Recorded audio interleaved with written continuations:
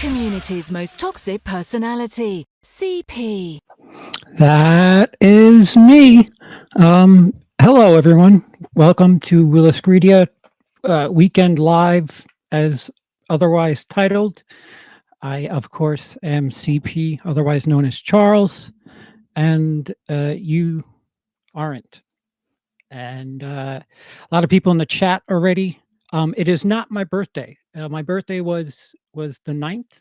It is no longer my birthday. I was in the UK, otherwise known as the United Kingdom, for 10 days for a couple of reasons.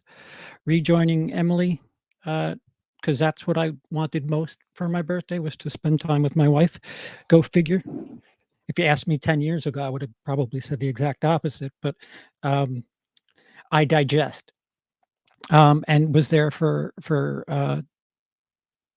Valentine's Day and other such February holidays.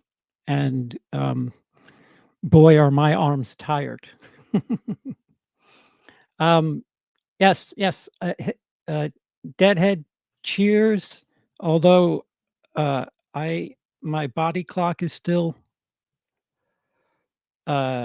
recuperating, so it's actually coffee. It is not an ice cold vanilla Coke right now. It's kaffa. But thank you everybody for the birthday wishes. It's already over. We don't. I kind of regret putting it in the title at this point. I'm just going to be going. The old school blue tuber in me wants to show off stuff that I got, because I haven't genuinely picked up Blu-rays. If anything, I've been getting rid of my stuff, not accumulating. So I wanted to do a good old fashioned pickup video, and well, it's not like, well, it's things that I gathered because of my further extension into time. But thank you everybody for the birthday wishes. Stiff Kittens, you're star of the show for some of this.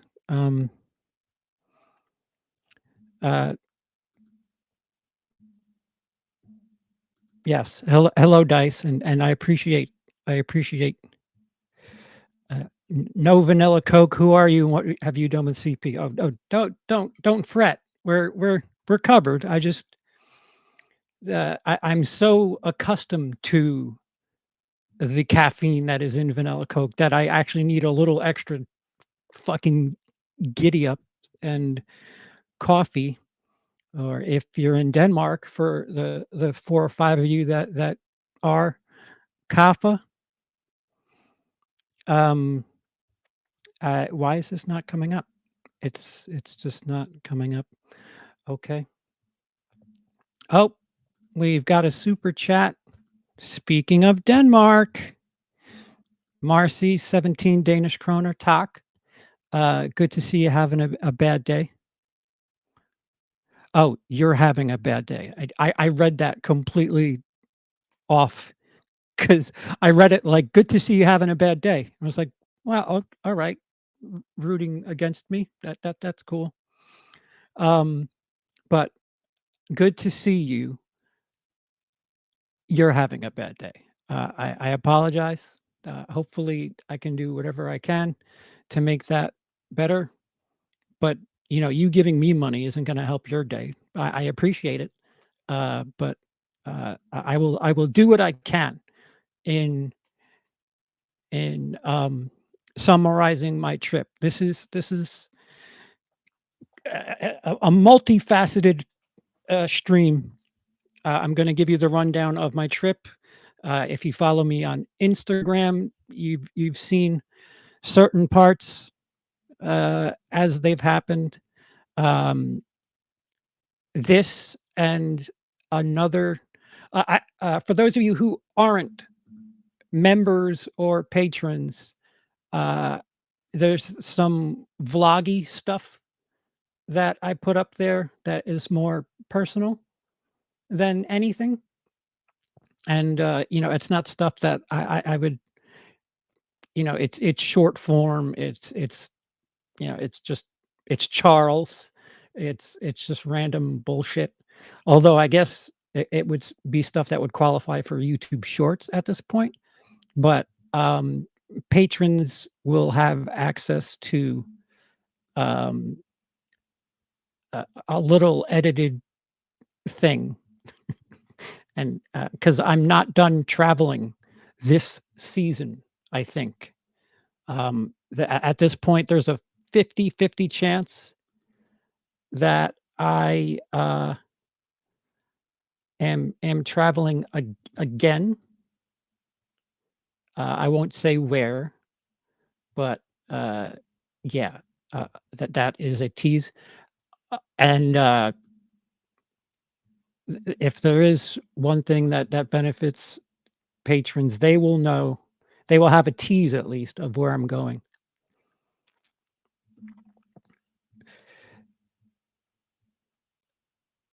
Uh, get your 1001, but I dude, it's in storage. I saw you doing it, but and I was like, "Ah, it's not here."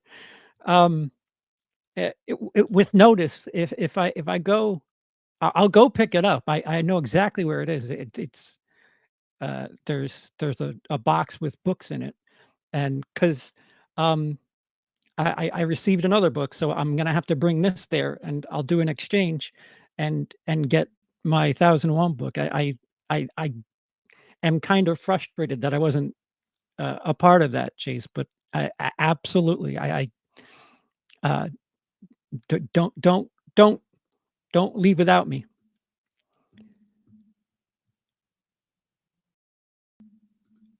Kapha, interesting. I remember that by reference of cough up a lung. It's more, you gotta drag the A, kapha, kapha, or maybe I'm over hyper analyzing it at this point. Kapha, not kapha. Well, although, yeah, kapha is, I guess that's just my New York accent coming through. Kapha, kapha. Fuck. Now I've said it so many times it doesn't make sense anymore. Denmark CP going home? Uh, no, no. I love Denmark. I miss, uh, my adopted family out there and the country as a whole.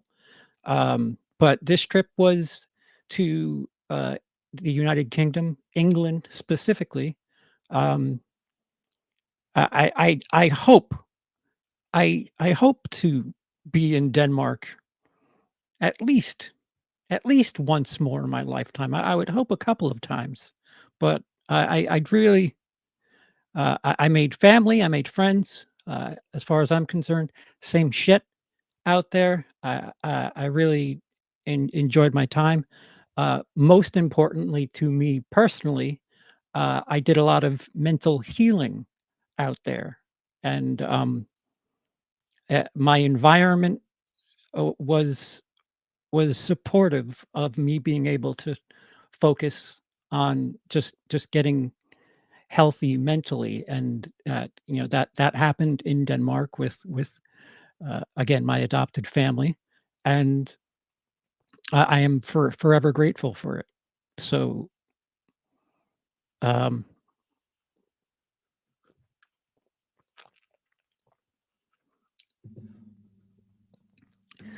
um, yes, yes, um, I don't know who thought Philly was gonna win that, but no, I knew it was because everybody said that, what's his face? Mahomes, "Oh, he's got a broke his leg's fucked up, they're gonna lose." I was like, "Yeah, I don't think you know who you're talking about."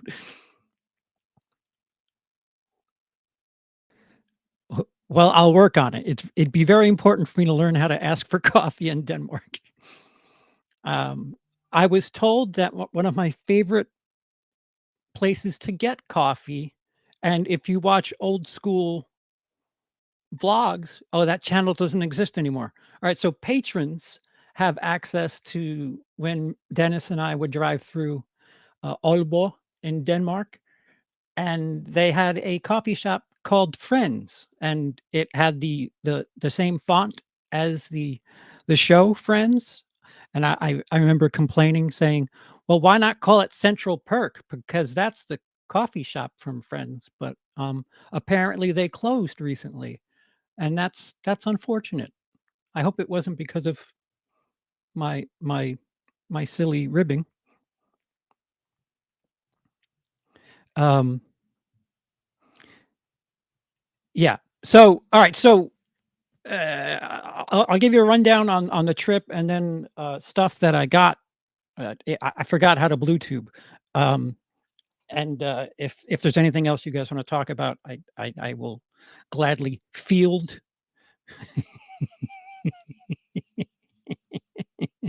Yeah, I have to go back, and I'm going back to Denmark to find the waitress, and then I'll just pass along your number, Jace.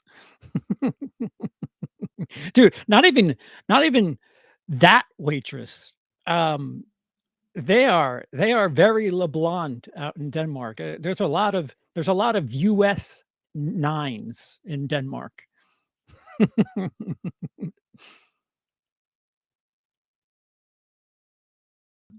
Hey, Cody. Just played the first hour of Resident Evil Village in VR. Played that game 7 times already, and I still shit my pants. Oh, that's awesome. Are you even able to, like, stream that? See, that would be good content. Either, like, a video of you as well at, like, two camera angles, one of you reacting and one of, like, what you're seeing.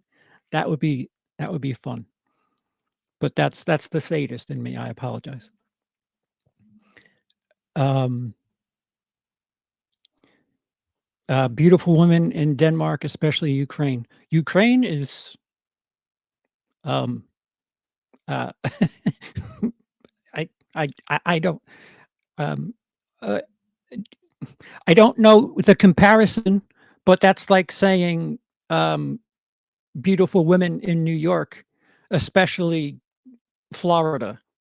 Ukraine isn't relatively close to Denmark. Denmark borders the northern border of Germany, and it's just like a thumb in the middle of the, what is it, the Mediterranean? Fuck. I don't uh, all my life, all I thought about was the Atlantic and Pacific Ocean, and then I went out there, I'm like, "Whoa, what the fuck? Mediterranean? Dead Sea? What are all these bodies of water that I have to suddenly learn about?" I'm gonna try it. Hard part is you have to have a lot of room to play VR, it makes recording difficult. Well, listen, don't go crazy. It's just I just think it would be neat to see, uh, both angles of that. Okay, so somebody brought it up. Oh, in context of foreign women, I mean, should have worded it differently. Yeah, well, yeah, I'll get to that. It I was in a foreign land. So, last no, I guess it's 2 weeks ago now, I headed out to England, via JFK, and, 3rd time's a charm. Again, if you follow me on Instagram, you know where this story is going, uh, but, I didn't tell you the details of what happened when I was detained for the 3rd time in England.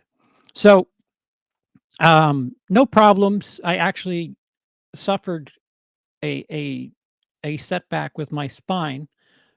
We had really, really bad turbulence for the trip over, and it fucked my shit up, and I so much so that they got a doctor. They asked if there's a doctor on board, and um, uh, I'll show you the image of what I was handed. Well, I guess it's a spoiler of sorts. No, no, no. Let me tell the airport story first, and then you sorry, then you can have the spoiler of what I did in the airplane. So I was essentially considered injured. They wanted to take me to a hospital, uh, and because the airline didn't, they wanted to make sure that they weren't held liable. And oh, what a breath of fresh air, let me say.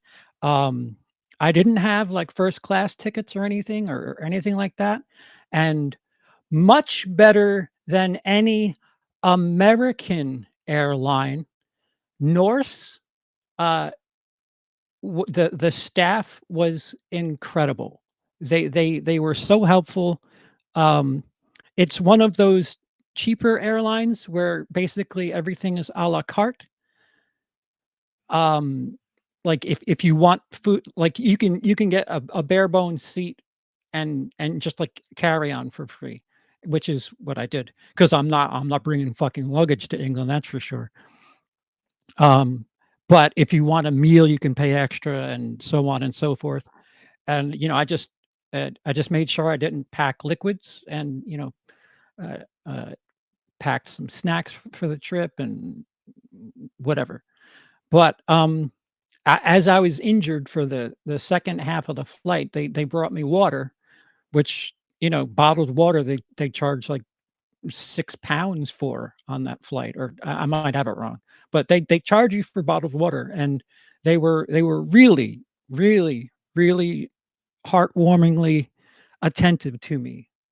And considering my previous experience with an airline heading to England, uh, there's such a disparage, a discrepancy. It's night and day uh, between the way I was treated on this flight that I got hurt on, and well, another one where I had my shit stolen.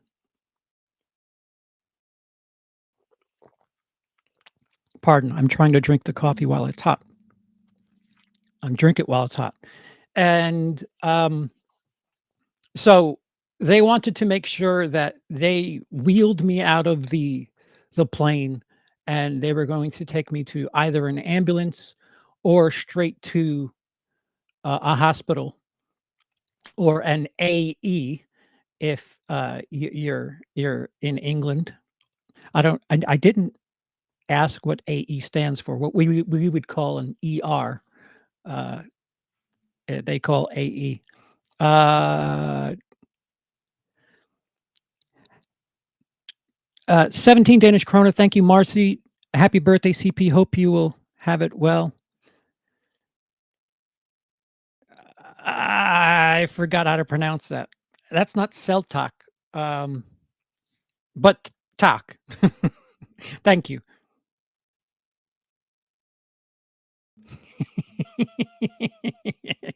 The other airline. Hey, what's the combination to your suitcase? We'll get your meds. Oh, and we forgot to bring them to you. That is essentially how that happened. Um, so they they helped me out. They put me on a cart thing, like a what if you ever go to an airport, they're always so long with the corridors and everything. If you see like seniors or people who are have some sort of needs, uh, wheelchair or whatever, they have these like little carts. I call them the bullpen carts, like baseball has. They don't do that anymore, actually. I'm aging myself. Um, so they wheeled me down. I made it to customs, and uh, the person from Norse Airlines, again Norse, full thumbs up, very cheap. If you're not concerned about food and all that other stuff, again it's an a la carte service that you essentially you you can get like a baseline ticket for I think it was like £200, which is very good, for an international flight. and then if you want to bring luggage, it's another 30 pounds, and you're like, it adds up. But if you're, bare bones, I can't recommend anything more, especially considering the way I was treated. Um, so anyway, I get to customs, and the by the time I got there, because remember, they waited, and I had to get onto a wheelie cart, and there were no other flights as I arrived very early, uh, the morning of the 7th, Tuesday the 7th. So I think we arrived at like 5:30 in the morning. And so the person with the airline waited while I passed my passport to the border force, and within about 20 seconds, I knew it was going to happen again. I knew it, because the person was looking, they scanned it, and then, like, when you just know when something's wrong, and they're like looking at the computer for a second or 5 or 15 too long. And this person looked at my passport, looked at the screen, looked at my passport again, and then, like, did something with the keyboard, and I was like, "Fuck, you're not stamping it." And then I said to the woman who was driving the cart, I said, "I'm pretty sure they're going to detain me, and there's going to be a problem as far as me getting through here is concerned." And she was like, "No, it may just take a second." And I was like, Nope. If my recent history is anything, it's not gonna be a second." And so she waited. The border force attendant came over with that oh so popular piece of paper that I have now, that you are being detained for reason 1, 2, 3, whatever. And again, I think I put it on my Instagram because, I mean, like, they're like fucking Pokemon at this point. I gotta collect them all. And the border force attendant said, "We're going to need you to just wait in the waiting area," which is also a very polite way of saying the glass jail within the airport, while we look through this. And then they start asking, like, all these just really, really just ridiculous questions. She's like, well, what are you doing here in England? And how much money do you have on you? How much money do you have on credit cards? How much money can be available to you?" And it's just like, motherfucker, if you think with this constant treatment that I get that I'm gonna fucking help your tourism bureau, you're sadly mistaken. I said I'm staying with family, my wife, and then I had to show my uh, marriage certificate, which I luckily had because Emily needed it for something, for her bank back where she is. And and they said, "All right, so why are you separated?" And I'm like, "We're not separated. We're just living apart right now." I said, I came over here over the summer, and left because I know how much you guys love me, and I didn't want to travel too much because you guys seem to hate that. And I'm trying to do everything as by the book as possible. I learned my lesson in 2017. Uh, and she's like, "Oh yeah, it's funny you say that because it says that you weren't permitted entry." And I was like, "Yeah, I wasn't, but then you guys let me in for a day." Like, and the one thing I'll give credit to police, uh, people in authority figures in England, is they're a bit more lenient with, like, joking around and being pissed off. Like, here in the States, if I were talking to a police officer, border force, any of that, I wouldn't think to get snappy or angry or joke around because I don't want to I don't want to be arrested. I've seen plenty of what is that show where they uh, people like smuggle fucking a kilo of cocaine in their shoe or something. That airport, I forgot what it's called, but it's like a fucking just a show where you're in airport security. So England is a lot more. Even though they were detaining me, they were a bit more liberal with the way that they would let me speak to them.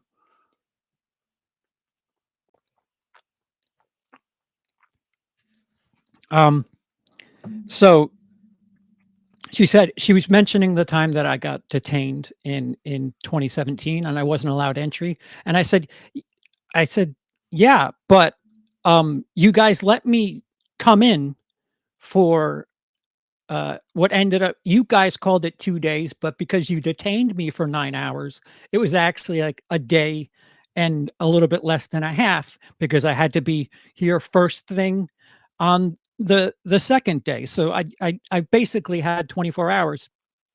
And I said, if you were so concerned about me entering your country, I don't know why you let me in to begin with.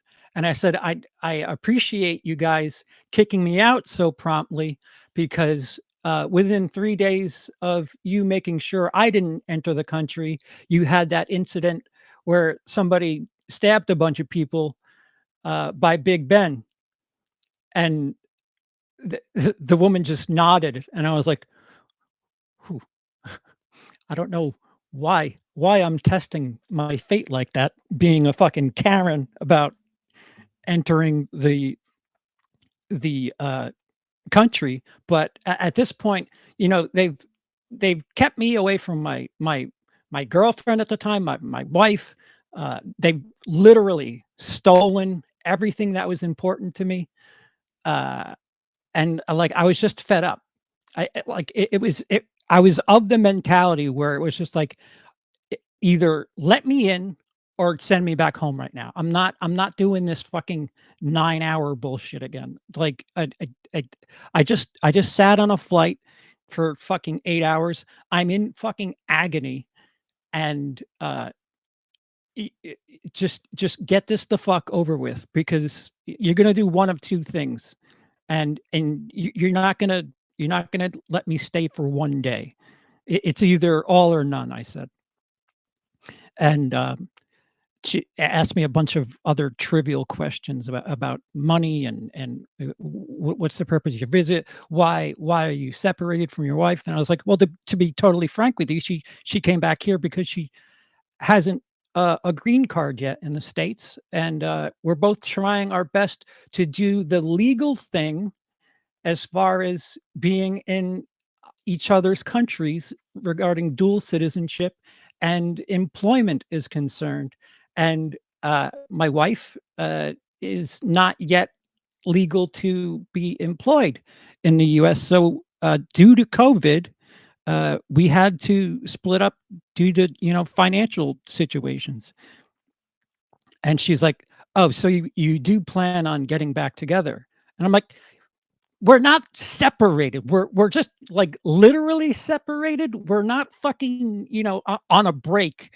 We're just, trying to do things financially while wherever we can legally as far as, making money is concerned and paying taxes is concerned. You're welcome, uh, unlike a ton of people that would just fucking have, off the books jobs in one way or another. And then she made a point to say, "So at some point, you plan on living in America?" And I was like, "I do live in America. My wife lived in America with me, Until we had a financial issue, our progress in getting her citizenship hit a wall. So she had to come home and spend time. We got evicted. I had to go stay with my family, and she is staying with hers, and she's you know working here, and we're trying to build our finances back up before we take the next step. And she's like, and like that, I was like, fuck. They asked about how much money I have, because for some reason, and here's a tip for you in case you ever go to England. They want you to have thousands of dollars at your access. They want to know that you can fucking buy a Land Rover on the spot if need be. And after saying that, I was like, "Oh, I just fucked myself by saying financial issues, and they're not going to let me in because God forbid I can't contribute to the fucking tourism. I'm not going to buy a fucking Queen Jubilee flag or whatever the fuck whatever the fuck they want me to spend thousands of dollars on." So she goes, "All right, sit tight. We'll try to sort through this."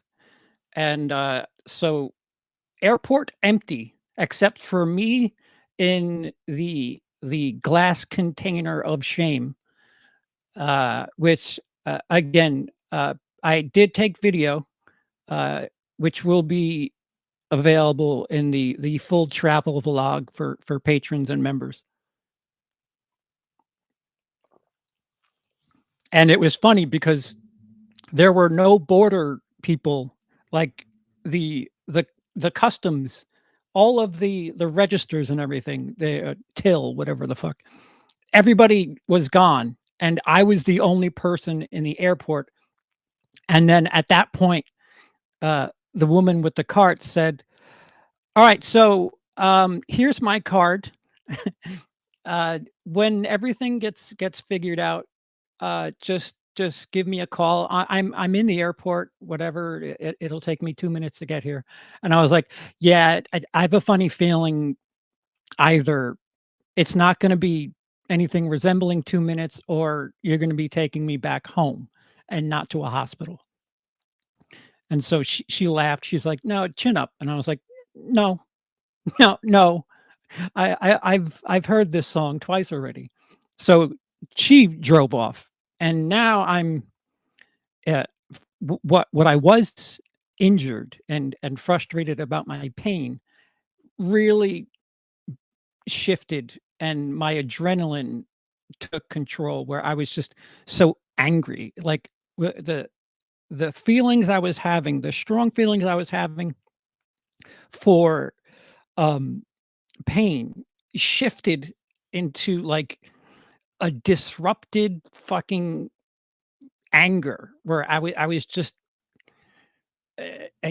I was so pissed that, like, the fact that my spine was like fucking doing electric shocks.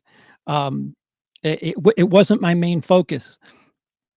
And so again, plane landed at about 5:40. I got to that counter at 5:50 a.m. uh Another flight arrives from South Africa, and slowly but surely, look like 50 to 100 people come back, and some people, not my attendant, mind you, uh, they were in the back with my passport and the limited information that I gave them. And so somebody else comes into the shame aquarium, uh, and he sits across from me. I thought he was Australian at first, but I confuse Australian and South African accents, and he was evidently from South Africa. And I said, "So what do they got you in for?" And he goes, "I don't know. I'm not even staying here. I have a transition flight to the Netherlands. I don't know what the problem is, and I was like, man, this place just loves locking people up. It fucking if you're traveling, they just need to. I don't know. Maybe they have a quota or some shit. And so he was there with me for a bit. He's like, well, if you don't mind, are you in trouble? I said, well, as far as they're concerned, yes, but I said, I'm not like smuggling drugs or anything. I just travel too much. By the way, I haven't traveled before 2022 since before COVID. I mean, shit, a lot of people haven't traveled since before COVID. And he was there for about 20, 25 minutes. And he just had a layover. And so somebody, a man walks out and opens the door, and he asked them a bunch of questions. They kept bringing a pad to take notes of what it is he was saying. And he asked him what he was doing, and the guy was just like dumbfounded. He's like, I'm not staying here. I'm just passing through. I have a flight at 8 something AM, and I'm just going through to the Netherlands. And he's like, "Oh, all right, right, hang on." And then he left, and then he came back about 5 minutes later, and he's like, "All right, here's what I'm gonna do. I'm going to stay with you and walk with you to the connecting flight, because for some reason you don't have a visa clearance for this country, but since you're not staying here, and I'll just make sure you get on the flight, and once you're on the flight, you're no longer our concern anymore." He says, "God forbid I ruin your day. I don't want to ruin your day over something like this." And then the guy grabs his bag and he leaves. And I said, "Hey, I'm having a really bad day." And the fucking dick looks over to me and he goes, "Yeah, I think you're going to have a really long bad day." And I was like, "Oh my fuck. Are you kidding me? Again with this shit." And he was such a smug dick about it too. Because like I was just so pissed because like he told the guy, I don't want you to have a bad day over this. And it's just like, hi, what about me?" And yeah, oh no, you're gonna have a bad day, and it's gonna be a while. So that was like before sometime between 7:30 and 8 something AM.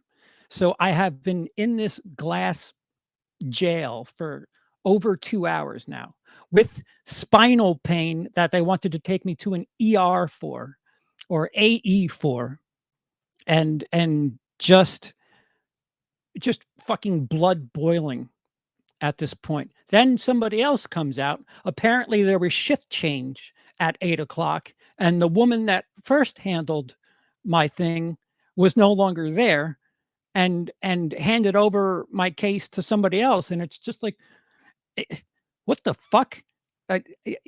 You would think they'd follow through on like what if I am smuggling drugs or doing something illegal, or fucking doing something with the magic B word you can't say in an airport that rhymes with Dom. Um, I would think that's pretty irresponsible of somebody to just pass along the responsibility to somebody else. Um, so a guy comes out, asks me the same basic fucking questions about money. Why are you here? What are you planning on doing here? And I'm like, if you see on my passport there, my birthday's in 2 days, and this is February, and this piece of paper here is my marriage certificate. So I'd like to spend time with my wife for my birthday, and it just so happens that Valentine's Day is typically a romantic holiday that you'd like to spend with your significant other. So I figured since my birthday was so close that I would come out and visit my wife, who actually flew me out here for this. And that is why I'm here. I am married to a British citizen. It's my birthday. All I want is to see my wife for my birthday at least, because at that point I thought they were gonna do one of those, all right, we'll let you stay, but only for so and so amount of time thing, because that's what they did the first time. The 2 days that they let me in. I was basically bartering before the fact. I was just like, just let me see her for my fucking birthday. And I was like, I already have train tickets that I bought that they leave at 9:27, I think was the scheduled departure of the train that I was gonna be sitting on for like, the hospital idea was just gone at this point. Um,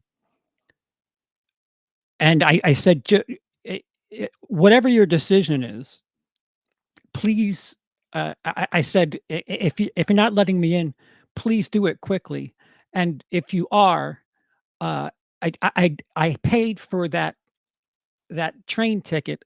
I would like to be on it because there's connecting I have 2 connecting transfers that, if I don't catch that first train, I don't know my way around, and it's gonna be a bit of an issue. And I said the ticket's non-refundable. And he goes, "Well, how much money do you," and I'm like, "Fucking again with the fucking money." And I said, "I have access to money. It's just if need be," and then I showed him PayPal. I said, "If need be, I can request money from anybody. I know I don't have any cash on me." Um, I told them what my limits were on my credit cards, um, whether or not all of them were still active, that is none of their business, but I I do have a card that has a $13,000 limit. Um, I haven't used it in years for a number of reasons, and mostly being because I haven't had access to that account. Um, but I was half lying when I said, This card has a $13,000 limit, so I'm not staying at a hotel, I'm staying with family." And then he asked me, the address and phone number, and he's like, "So they're expecting you then?" I'm like, "Yes." For fuck's sake, it's my wife. What the fuck is so hard to comprehend?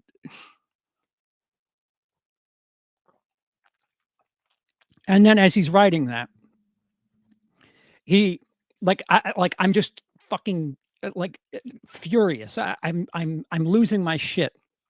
He's writing things down, he's looking down at his pad, and then, like, without picking up his head, he looks up at me and he's like, "Are you the comedian from Gotham Live?" And, like, it there was enough of me to be flattered and have my ego stroked where my angry face, like,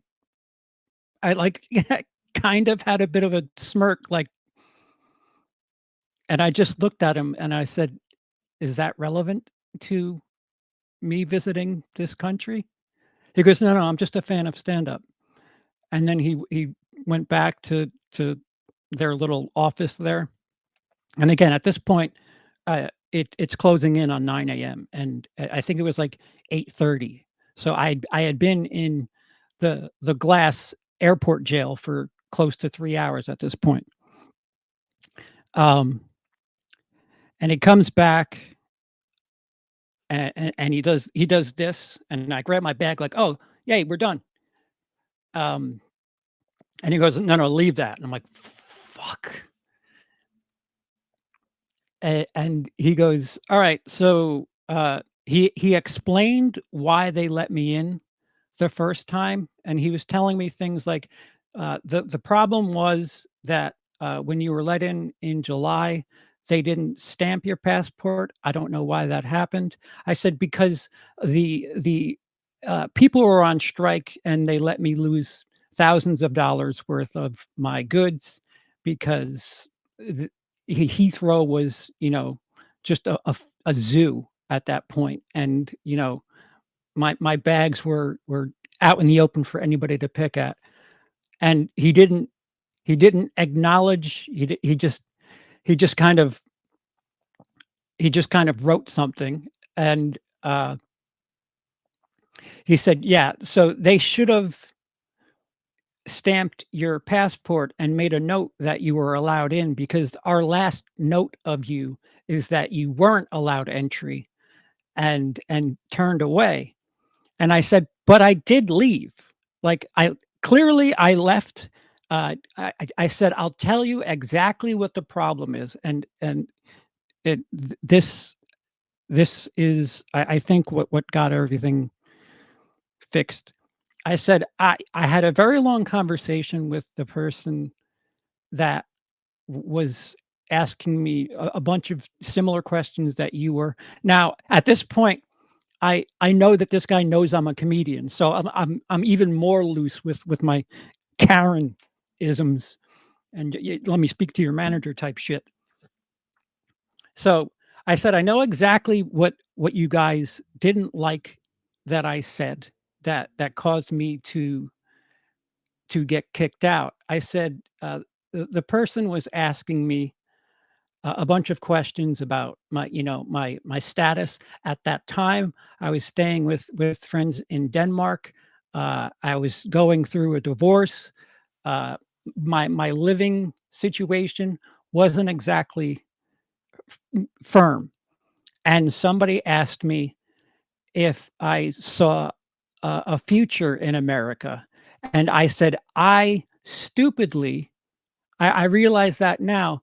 I answered it generally speaking. And I said, "I don't know if you've been following the news, but in January of 2021, things in America have been kind of shaky." And he laughed. And I said, "I was speaking generally. I wasn't speaking about myself."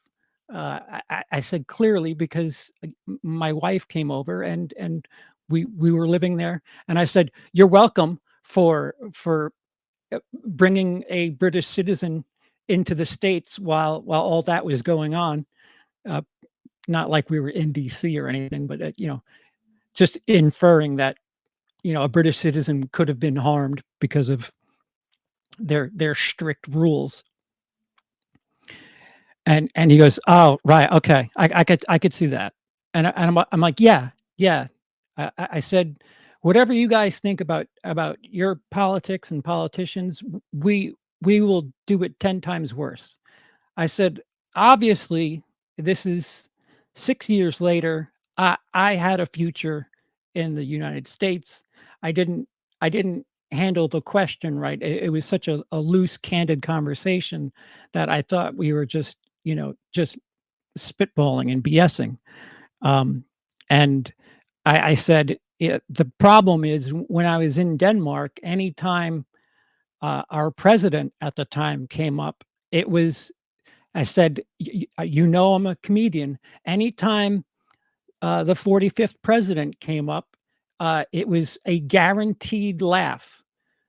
Um, and that is rare for any comedian to have a 100% laugh rate on something. So I just silly figured that that joke would carry in what I thought was just a candid conversation. And he's nodding the whole time. He's like, "All right, I understand now." Ouch. So then he heads back another 10 minutes, and I'm like, This is bad. It's now 8:45. My train out is 9:27." And he opens the door and he says, "Come through." And he says, "Grab your bag." Uh, and I was like, "Oh." And I have all I had was a backpack. And he goes, "This is your passport.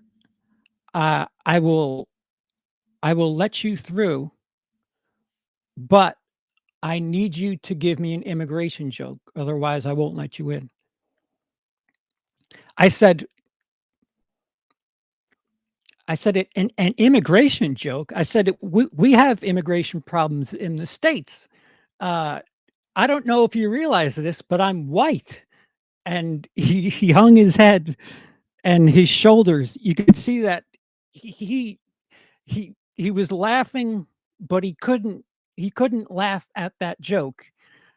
Uh, and he while his head was down, he handed me the passport, and told me it's now stamped. You should be okay. It says you're good for either, I think it was 60 days or some shit. And I said I'll be gone on the 17th. I promise. If you want to come stay and camp outside where I'm staying, you can watch me. I'm not going to do anything. And he was laughing. He was still laughing, and he's like, "No, you're good."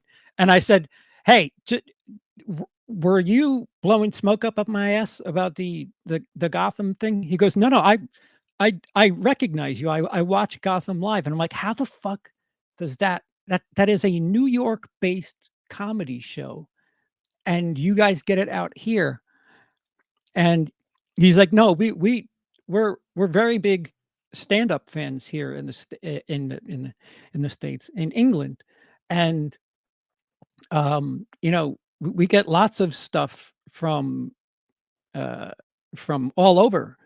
And Gotham Live is a very popular show that they like have like chunks of it, and they even have like Oscars for comedy in England." And I was like, I didn't say it then, but I'm like, yeah, this is part of the reason why I'd like to live here, because it would be much more beneficial for me to be a comedian in England than the US. But yep, just visiting. And he goes, "No, no." And then he showed me on his phone that it was like in his history, and it wasn't recent. And I was like, "All right." And I said, Any notes for my act?" He goes, uh, "The porn stuff is very, very good." And or he said top notch. He said some weird Britishism or whatever. Uh, and I said, "Am I gonna have this problem if I come back for Christmas or something like that?" He goes, "No, you're stamped now. Everything should be good. Uh, Sorry about the wait." And I was like, "Eh."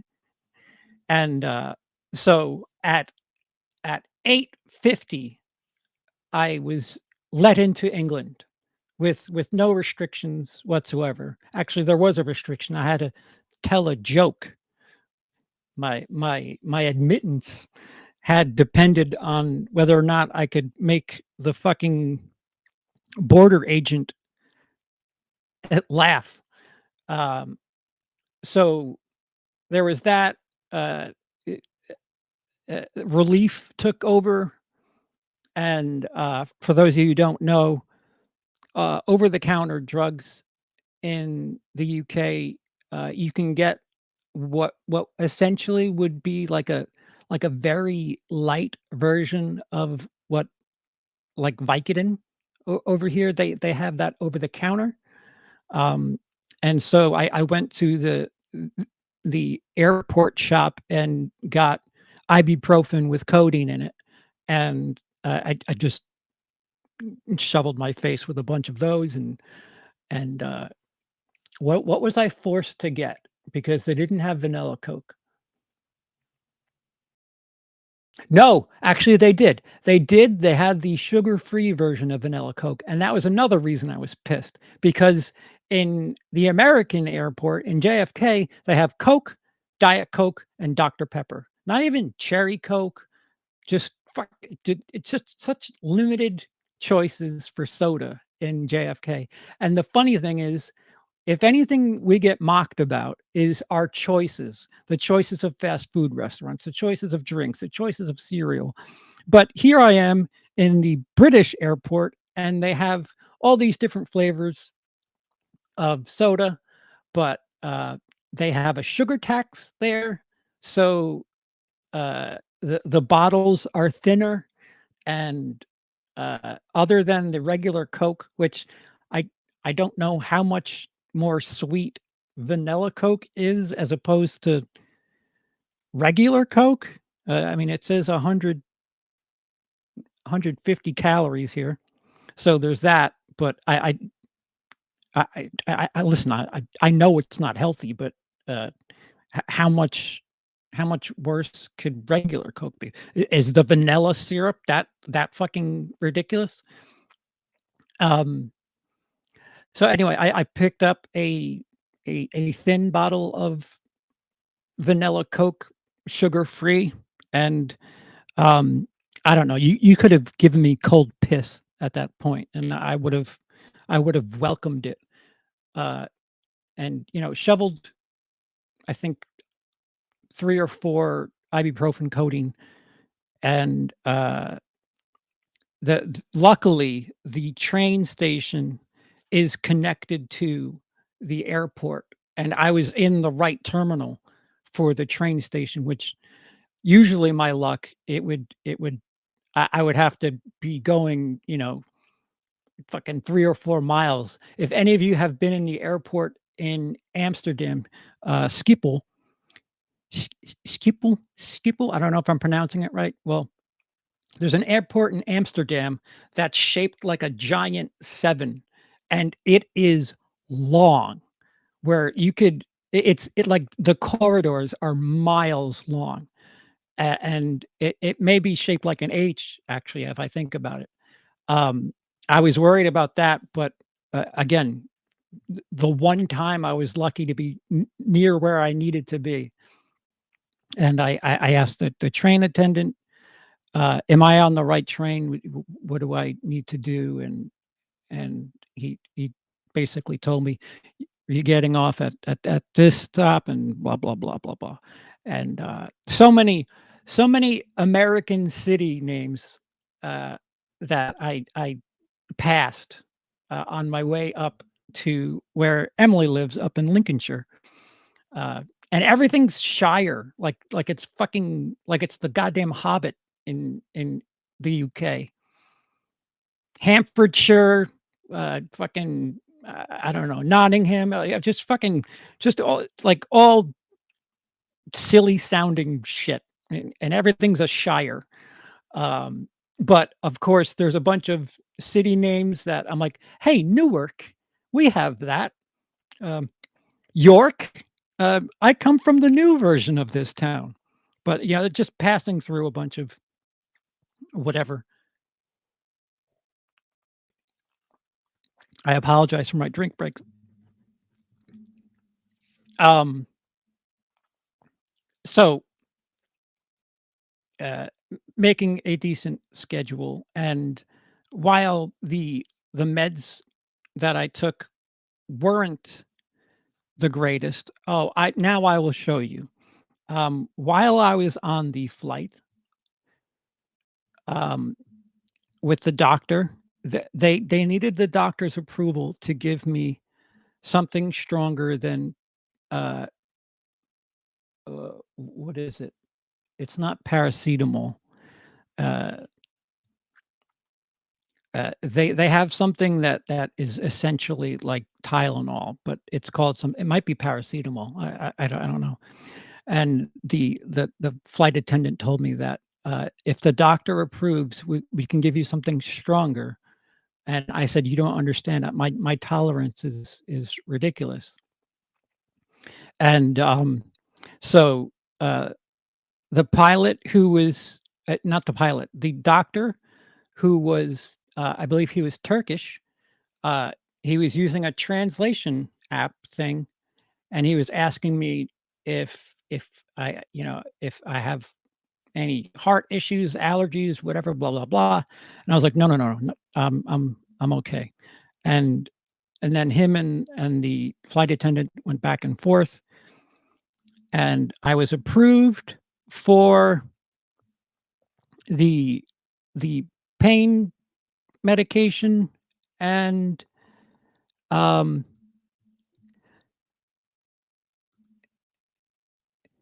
well, let me move this.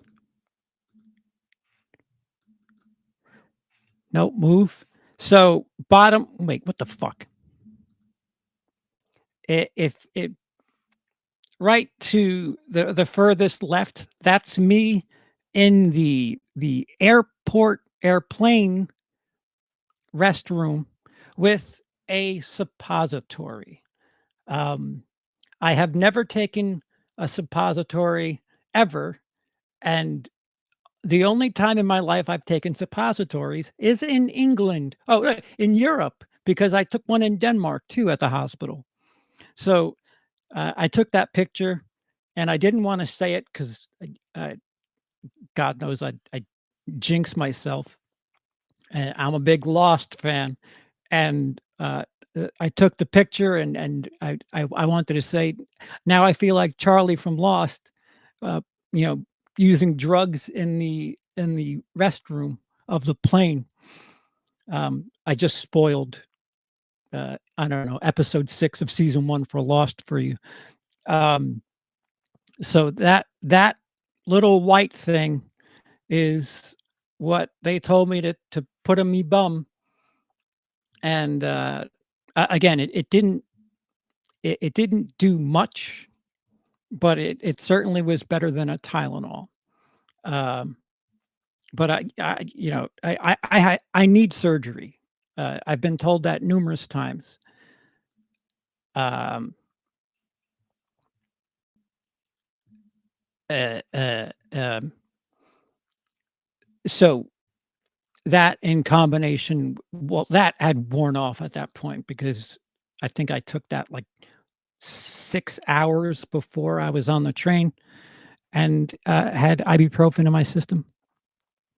And I finally get to where I'm going 3 3 hours, 15 minutes later from the train departure time.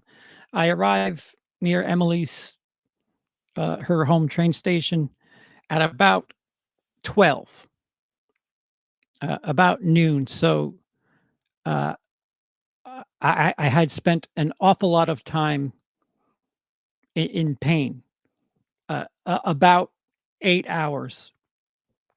And, I'm looking for Emily. It's been, I mean, I Skype with her on a regular basis, but I haven't, seen m my wife in person in quite a bit. And sure enough, um, turning the corner, I recognize her the way she walks, but the hair wasn't the same. The light was hitting her hair a certain way that it looked blonde, and I was like, "Wait, that looks like Emily, but that's not her hair. What is that?" And it was. I felt like I was cheating on my wife with my wife, uh, who had some different hair color. Uh, apparently she had it like reddish, but the sun was having its way with it, and I told her, I don't like blondes, and here it is. You're making your hair blonde. What are you trying to tell me? She's behind me being detained all these times. I'm certain of it. So anyway, it was just it looked blonde in the light, but it was more like reddish brown. That of course, if you remember Emily, uh, it's if you look at the picture there, it's considerably shorter than it has been in her time in the States. And yeah, so we met up, we embraced. It was a pretty long hug. Uh, and considering the discomfort I was in with my spine, I put up with it because it's been half a year since I've literally touched my wife, and it was a long hug and kiss, and uh, the agoraphobic in me was get me away from the outside and all of these fucking people. And so we we went back and uh, you know started catching up, and I met her family, Fascinating stuff. Again, I will, for those of you who want to know, there's more in-depth things about that, um, at a later date for patrons and members. Um, but in the middle of the night, uh, I the pain got really bad, and I woke Emily up, unfortunately, and said, "Em, I got to the hospital." And I should have gone from the start. Like that, they were going to take me at the airport, but I was so pissed from being detained for 3 fucking hours that I just wanted to let me get to where my wife is, and I'd rather be with her and in pain than be further away from her, and God knows when I'll be able to get to her, and that is for good reason because um, when I was out there in July, the airport employees were on strike, and when I was out there last week, the NHS employees were on strike. So I go there to the hospital, the AE, at 3:30, 4 o'clock in the morning, and it's fucking packed. Uh, there was like 30 people there, and I was like, "Are you fucking kidding?" Um, they asked me my information, what the problem was, and so on and so forth. Asked me for my American insurance information because they don't cover uh, uh, tourists, non citizens, and so I gave them that, and I was like, "Is there something that you can?" They said it's going to be a while.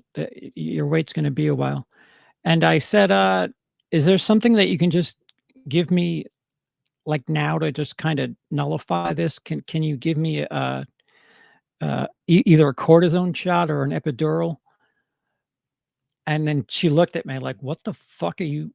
She's like, "No, we don't administer those shots. That has to be a doctor that does that." 'Cause I I've spent so much time in hospitals and, if you say certain things like morphine or whatever, fucking opiate, narcotic painkiller, uh, they they get they get really suspicious. And cortisone is just it's just a shot that, like, you know, cuts down inflammation. Um, I just wanted to stop the lightning pain. And, yeah, so I don't know what was worse because, I waited for 7 hours to see a doctor at at at this hospital, and, over the course of that 7 hours, I had seen people that came in after me get helped, and, at some point, I asked, "Is there any?" Like I said, I understand there's a wait, but I'm in terrible agony. I said, "In the States, we wait, but usually a nurse will come by and at least help us, be a bit more comfortable while we wait." And she's like, "Yeah, there's only 5 more in front of you." And I counted 30 people before it was my turn. And the doctor took me in, did some tests, did not give me anything for the excruciating pain that I've been suffering for over 24 hours at that point. And so he does all these things that I'm just fucking used to at this point with my spine. And I told him the story about my history with the fact that I'm supposed to have surgery on one of my discs as of 3 years ago, and, that's probably the problem, but can't afford it. And so anyway, his prognosis was, yeah, all of this is normal for somebody who's had surgery on their spine. And I was like, "Normal? Uh, that's it?" He goes, "No, I'm gonna prescribe you cocodamol, which is codeine with paracetamol, which again is something they sell over the counter." And I was like, the stuff that I can just buy at fucking Boots?" He goes, "No, no, no, no. This is much stronger than that." And I was like, Cocodamol. I literally read that name when I was in the chemist. That's what they call pharmacies. Um, and he checked on his phone, didn't know what the fuck, like that. That always makes me feel uneasy when the doctor has to verify what it is that they're either prescribing or diagnosing or whatever. And he's like, Yeah, no, no, it's a stronger dose of what you would get over the counter." And, again, essentially what I was prescribed was, like 30 milligrams codeine with, 500 milligrams of paracetamol, which, in comparison to American drugs, is like a light Vicodin, like what a dentist would give you. Not even not even Percocet, like a 5.5 or a 7.5 milligram Vicodin. That is kind of what the ratio is. And, I have quite a tolerance for those medications. So, luckily, I had stuff left over in the suitcase that I left with Emily, from when we were in Scotland, and I don't care if it was expired, but, um, there was tramadol that I had left, and, I did a little chemistry and mixed and matched, and, uh, I just I wasn't comfortable. I just it was an interesting time. Um, so there's that. So my first 2 days in England was marred by pain and waiting, and or excuse me, queuing. Uh, the Brits love to wait in lines. That is the one thing that if I'm gonna start writing material about the UK, it's how they love to wait in lines. Um, so to the birthday that I experienced with, um oh, well, let me check, the chat. I apologize. I have to take 5 of those at once. Yeah.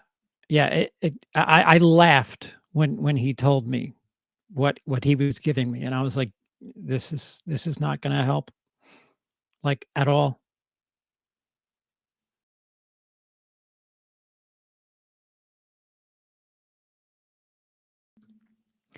I expect this story to be told again on your first English stand-up comedy special. Hopefully, you made a note of your fan's name to shout him out. Yeah, no, I I didn't, but,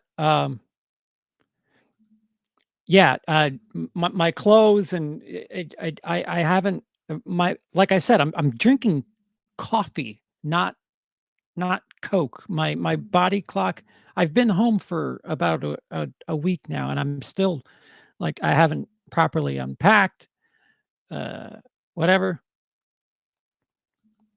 So, yes, it is a mess. I have other concerns. Um, I think I saw a super chat, and I apologize as I was, going off on one. Or here it is. Movie Lair. This is Sean, by the way. This is my YouTube channel account. I'm using this Super chat for advertising, CP. LOL, enjoy the super chat. Thanks, Sean. Movie Lair. Check it out. YouTube channel, Movie Lair. Friend of the channel, Sean. Big time supporter too. Oh, Alonzo, even if you weren't, it doesn't matter. I am like Howard Hughes. I'm a fucking introvert. I'm a fucking hermit. Dennis can tell you that I'm not bothered by my mess. There's the one thing that was like, if there's a problem as far as a couple being encouraging to each other, Emily and I were both very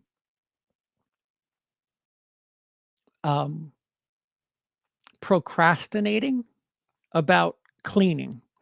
So we were the perfect couple when it came to, just anything. Shit was on the floor for, not shit, but like, clothes on the floor for days, weeks on end, and I wasn't going to bother her about her mess, and she wasn't going to bother me about mine. So we were we were okay. And here I'm just by myself. I don't mind it. I just want to make sure that door is shut and nobody can bother me. I have a mental condition. It is called agoraphobia. Uh, I am seeing a therapist. I am prescribed Prozac amongst other medications for that. I am not trying to say that it's a free pass to have a mess.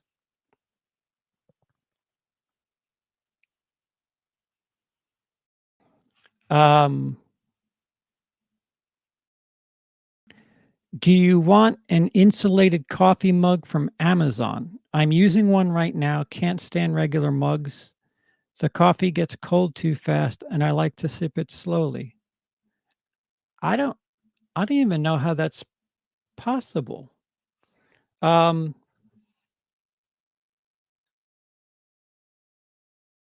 yeah, if it keeps it warm, if you're willing to to give it, fuck yeah. And dice, uh, it is not a frog or a ninja turtle. Uh, this is I if you know Star Wars, you should know this face, but I call it Java the Hutt, as it is my coffee mug that's pretty fucking big with Jabba the Hutt on it. Java, like Java coffee. It's a play on words, you see. And yeah, this is ice cold. I was close with the frog. All right. So, um, Stiff Kittens, who was in here before, uh, had a package waiting for me. That too is a pretty funny story. Um, uh, Stiff Kittens had something sent to Emily's house, which Emily is staying with family, and addressed it not to Emily, not to me, but to Will Screda, and nearly had the package returned to them because uh, Emily's family was like, that I don't know why we're getting mail for some Will person. Uh, and luckily it had arrived, I don't know, a couple of days, and Emily got the joke and said, "Oh, it's probably for Charles." But it's a fucking I said it previously. I said you'd get a killer laugh if you send it to me here, but they don't understand the WILIscredia or Will Screda stuff over there. They just know me as Charles. And the last thing I need, with the amount of times that I've been detained in that country, is for them to think that I have a fucking alias.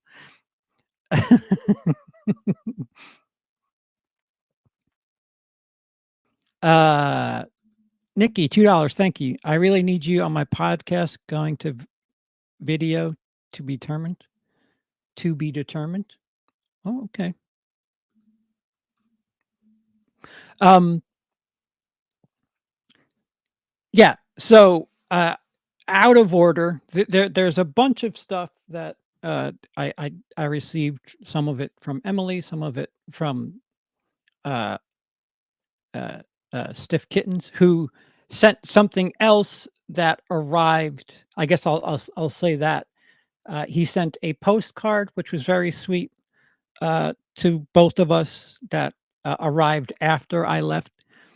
I think it was for Valentine's Day or something. It was just a well wish uh, uh, postcard for Emily and I, and then the next day a package came, which is so frustrating because um, I'll tell you, uh, it was something that I was genuinely looking at. Emily took me to HMV, which is like you know Suncoast is the best comparison I can make. Like if you guys remember Suncoast stores in the malls, it is like exclusively. It's like if the Best Buy media department had sex with Hot Topic, that is what HMV is like. The love child of the Best Buy media department from 10 years ago, and Hot Topic, because they had T-shirts and posters and shit in there too, but they had a lot of media. The thing that was confusing, uh, I don't think I took pictures or film inside because I was just too just I don't know. I'm a bad YouTuber, a bad blue tuber. I'm a bad YouTuber too, but anyway, um, they had like most of their space was vinyl records, and I was like, "What the fuck? Why is there so much space dedicated to vinyl records?" But anywho, uh, I was looking for the Ricky Gervais cartoon, which was on HBO here, but there they had it. They it, they had a physical media copy of it. We never got it here in the states, and it was like a complete set of the Ricky Gervais cartoon. Him, Stephen Merchant, and Carl Pilkington, and that's something I was looking for. And they had uh, international cinema section, and I was fucking floored because we certainly don't have that at Best Buy. And I was looking through stuff, and there was Park Chan Wook's Handmaiden, which I love that movie. I, I it's what I would say how to do romance without being obnoxious about nudity. And they had 2 versions, and one was, I think, 12 pounds, which was like the bare bones edition. It didn't have the director's cut, and then they had the special edition, which had the director's cut, and that was like 25 pounds, which means it's like, $32. And I was like, "Fuck." S I had the bare bones one in my hand, and I was just like, No." So, I say that because it's funny, it's probably a good thing that I didn't pick up the bare bones version, because in the mail, thank you, Stiff Kittens, was 2 Park Chan-wook films, and one of them was the, special edition of Handmaiden on Blu-ray, and I forgot what the other one was, because you see, I am no longer there, and I was just told about it after the fact. Fuck. Uh, it was another Park Chan-wook film. It's not a new one. Uh, The Cyborg, which I have heard nothing about. I am a cyborg, excuse me. So, kind of exciting. This is what arrived, uh, 2 days after I left, and, thank you, Stiff Kittens. That's not the only thing that that was sent to me. Again, cheeky fucker. Uh, I don't know what I think he even on that package, Emily said that the address the name on the address was B. Raggart. And I'm like, "Yeah, they don't know characters. They don't know our fucking, uh, our YouTube personalities. They just know, Emily, Charles." But again, funny. It's funny, but, risked having the materials sent back to him, but in the end, obviously appreciated, and, I'm just gonna go by order of what's around me. Uh, this person didn't want credit for it, but, the reason I'm doing Last of Us streams, the game, is because somebody enjoys, my gaming content and literally asked me if I would if I were to have a PS5, would I if I were to have a PS5 with Last of Us, would I do more content based on that? And I was like, "Yeah, yeah, yeah, yeah, yeah." I mean, it's perfect timing for the show. And, so, person very, very kindly for Christmas slash my birthday sent the God of War edition of a PlayStation 5 over. I didn't even know they were available. And, thank you to that person. That person knows I appreciate it. And, they sent something else for my birthday too, which is that was more than enough, trust me. Uh, I appreciate it. And Cody, sent over the camera for the PS5 sometime between Christmas and before I left. So that's that. I never brought it up, but I just wanted to acknowledge that I appreciate it. I understand the person doesn't want to be brought up, but uh, it, it, it whatever shout out you would like, let me know, because that's a really really big deal.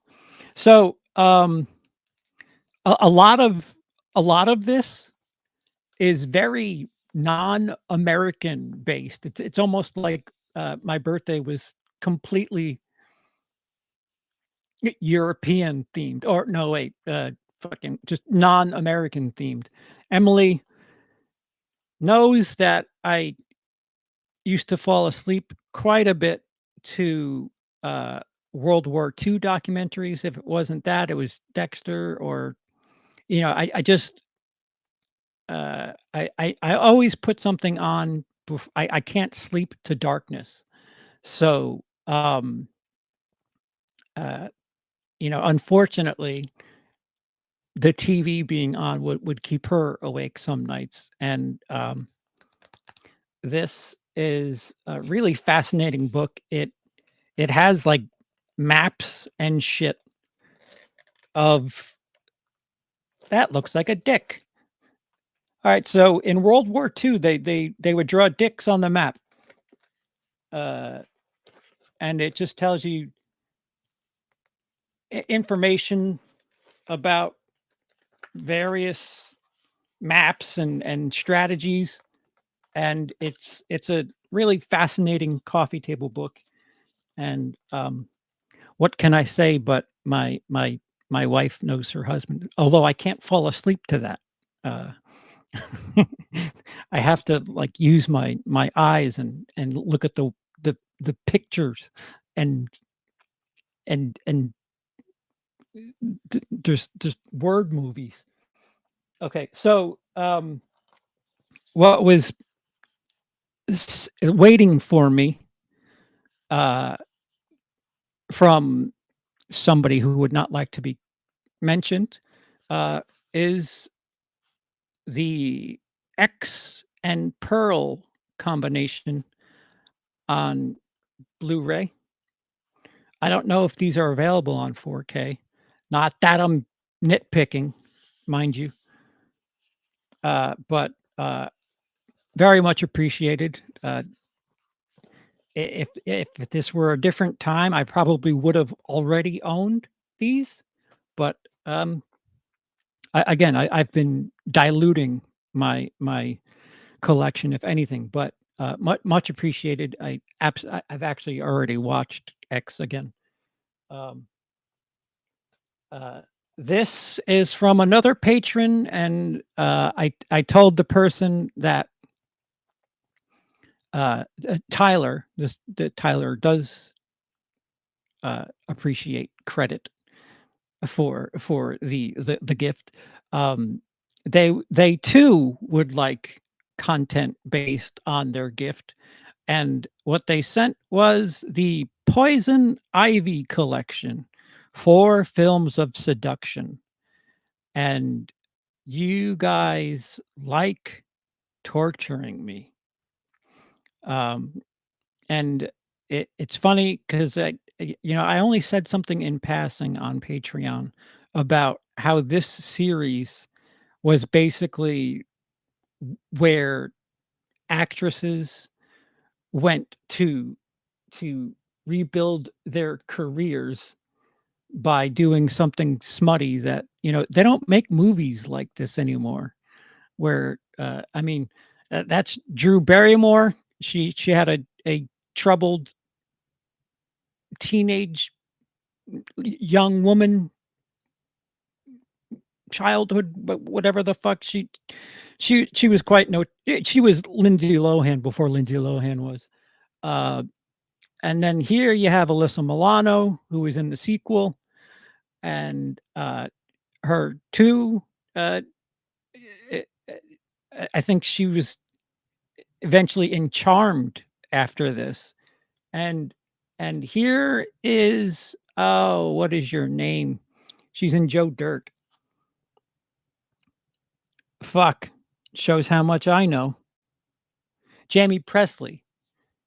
Jamie Presley is in the third one, and I don't know if she was anything before the third one, and I don't know who the fourth one is, but um, we have a 31 on 31 in May.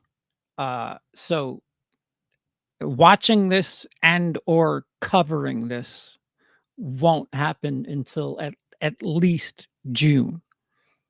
Um, this too was from Park Chan Wook. No, no, it was from Stiff Kittens. Um, this is the Human Condition trilogy, which I've heard quite a few brilliant things about, and it's 3 films, and it's close to 10 total hours. And again, you guys like, it's my birthday, and you like torturing me. I'm being facetious, of course. I appreciate all gifts because it in the end it leads to content, and it's the circle of life. I'm intrigued.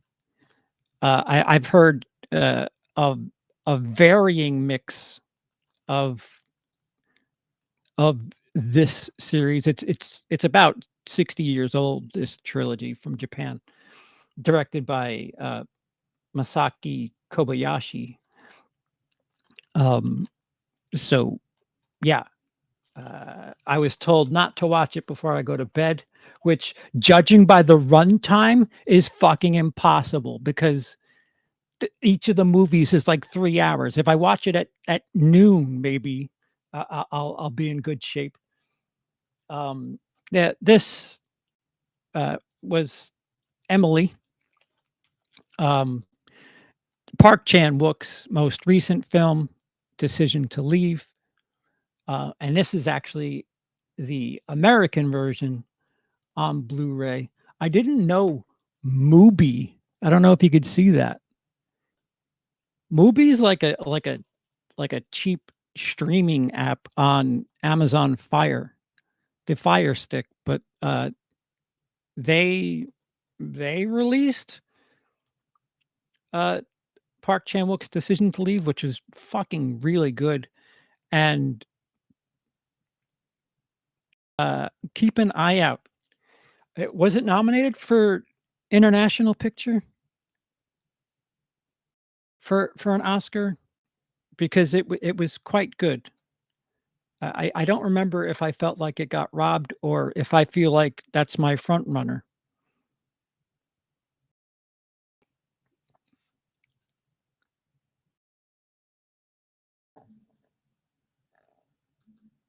Speaking of Park Chan-wook, have you seen Thirst yet? Jacob, no, but it is in my possession. Again, I will say uh, the next 31 on 31 is in May. So I won't be able to do any content on something like that for a while. And last but not least, again, my wife knows me. Another film that I would put on quite a bit. My favorite Tarantino movie. This is like the fucking Uber edition from uh, Zavi, I want to say. Was it HMV? I don't remember. Fuck. This is the Inglorious Bastards 4K fucking super de duper edition. And it opens weird. I remember they made me open it at the airport because it was sealed, and God forbid I smuggle a bomb through a fucking sealed Blu-ray case. Okay, so uh, all this here, and they're digipacks. There's two of them, or digibooks, whatever the fuck. So here's one. I think one of them's 4K, and one of them is the Blu-ray.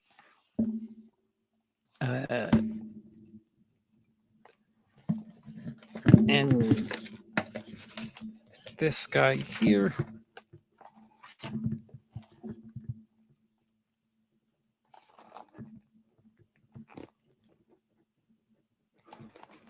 And I will show you the back of the J card, which has the stuff that I have yet to open. There's a ton of shit in here. I don't know what the price was, but Emily went above and beyond because it is my favorite Tarantino movie, and I love just fucking shit with books in it, and that is what is included. Slipcase with foil stamp title, magnet close featuring full color inner jacket with wrap with hidden drawer to house exclusive elements. What the fuck? and then I can't read. Individually numbered card,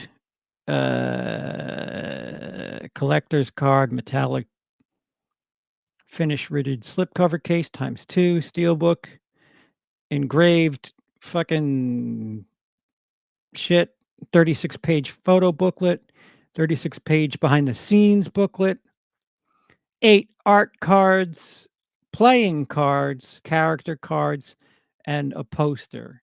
Like this is fucking awesome.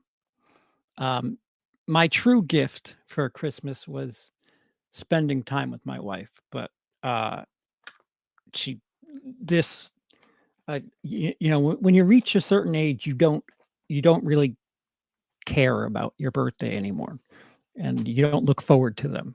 Once you're legal to rent a car, looking forward to birthdays isn't a thing because you're just reminded of the impending death that is just waiting for you. Um, Send it. Wait, what do you mean no? Why no? Is it not good?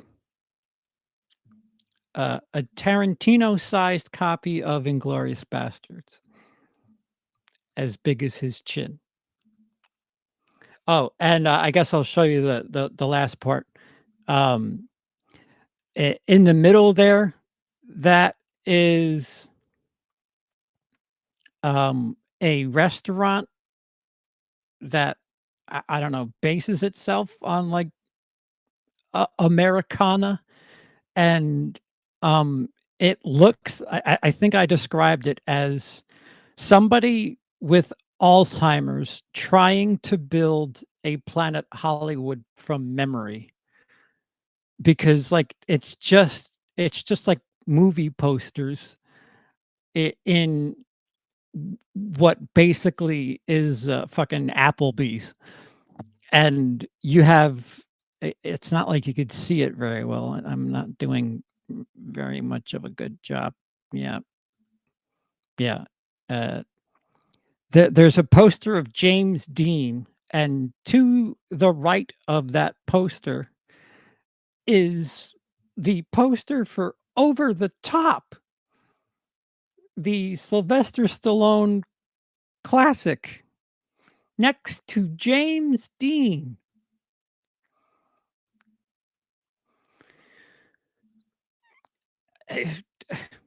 Uh, whatever, dude. Whatever.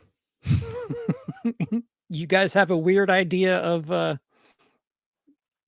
Americana. Your Planet Hollywood is a little bootleg.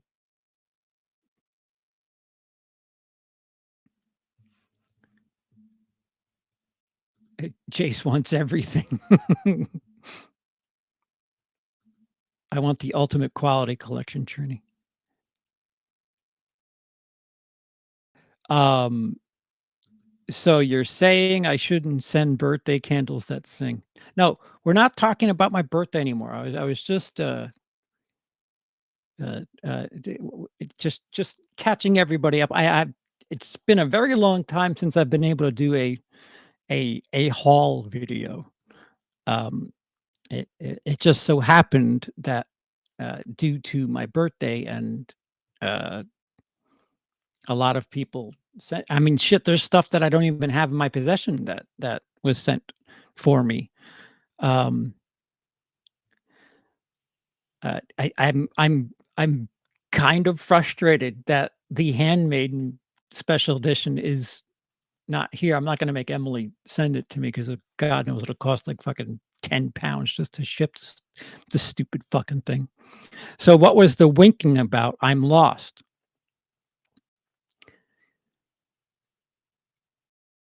I haven't watched Thirst yet, but I won't be able to explore other content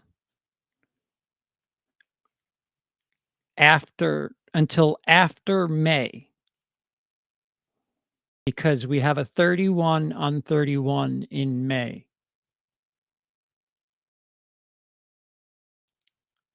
But I plan on watching Thirst before then.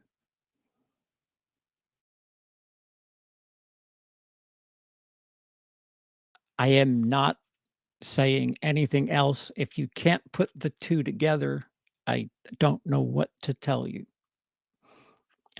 My boss will have my head. What's up, Viz? Jace, I'll send you a copy of Crocodile Dundee. That's all you need.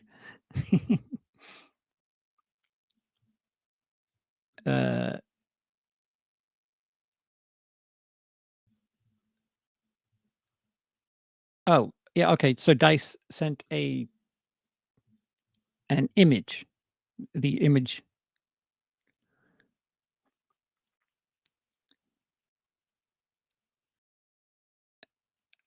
All right, everybody's talking to each other. We got side deals. Yeah, yeah, Felix. 10 pounds is fucking $20. It's I might as well buy it here for that shit.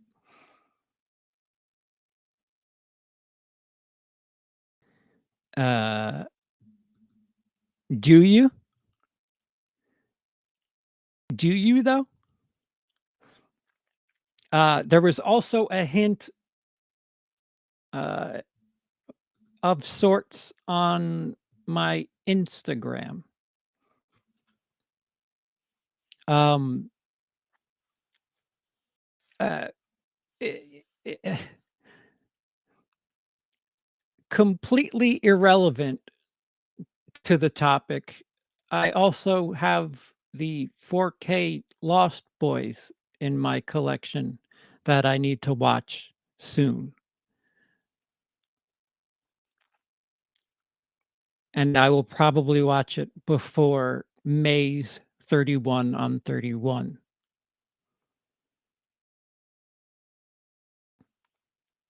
That is all.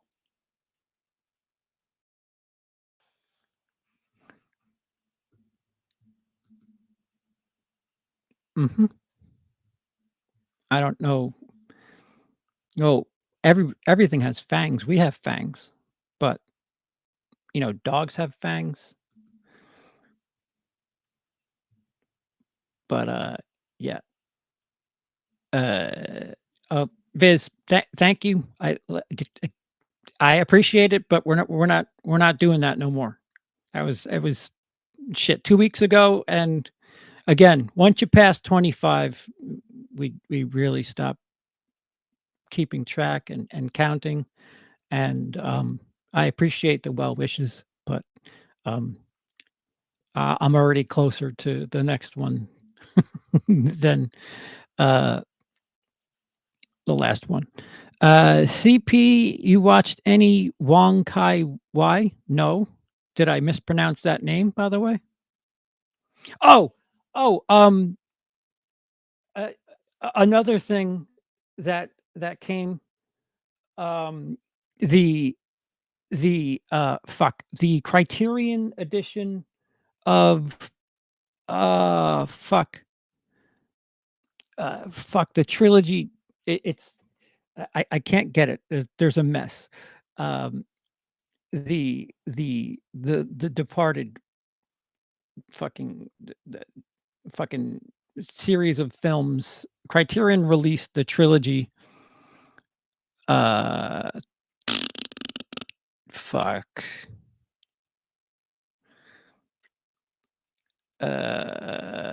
Shit. Thank you, Jace. Holy fuck. Infernal Affairs. Thank you, Trini. Yes, the Infernal Affairs trilogy on Criterion was also sent to me, and I didn't have that handy. I didn't have that handy because it's literally on standby to be watched. So there's that. Forgot that. Infernal Affairs. It's a Chinese director. Criterion set.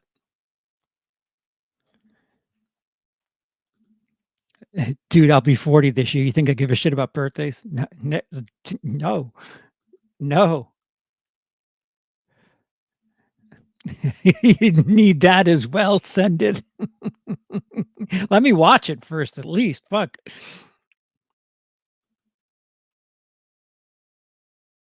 Yeah, good.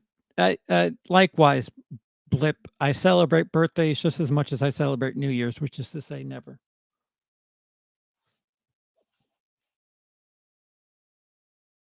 Felix, um, you really didn't have to. Thank you, Felix. Felix, my birthday's over. We're not doing. We're not. We're not talking about that anymore. I just my trip. I'm just catching you up with everything. Much appreciated, Felix. Um, Nobody likes getting old. We're closer to death, and that sucks ass. Um, so uh, it was asked earlier if you watched Show Business on Tuesday. You saw a teaser. Um, the Who would like that for Bedeviled? Shout out to Trini, who gets a shout out in the video. Trini recommended Bedeviled, and that video is uh, well, the rough draft is it will be done this weekend. My body clock has really pushed my shit in, so I've really taken a lot longer than I wanted to. The problem was I was editing in England with my fingers on the like the laptop mouse pad and not with this doohickey. So that was a pain in the ass.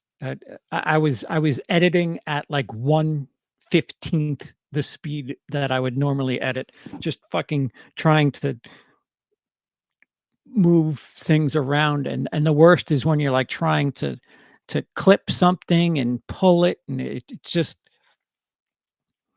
uh if you do editing on a laptop, you have to get like a USB mouse.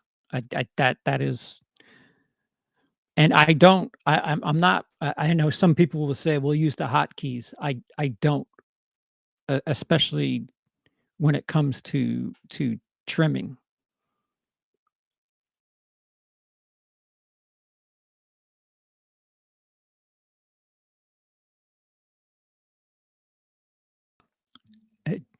Did I get any Rocket League tips from the UK? No.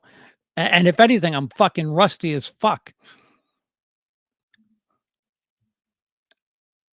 Watch it. What's that? Oh yeah, no, it's just shelf glitter. Sorry. Great artwork. I wish I'd showed it to you. Yes, people need to see Bedeviled Korean movie. Yes, 2010's Bedeviled. Absolutely. But that is coming up. Again, patrons will have access to it. The rough draft probably by the end of this weekend, and the the polished version of it should be up next week. Maybe early next week, maybe mid next week. Oh, uh, I Paul.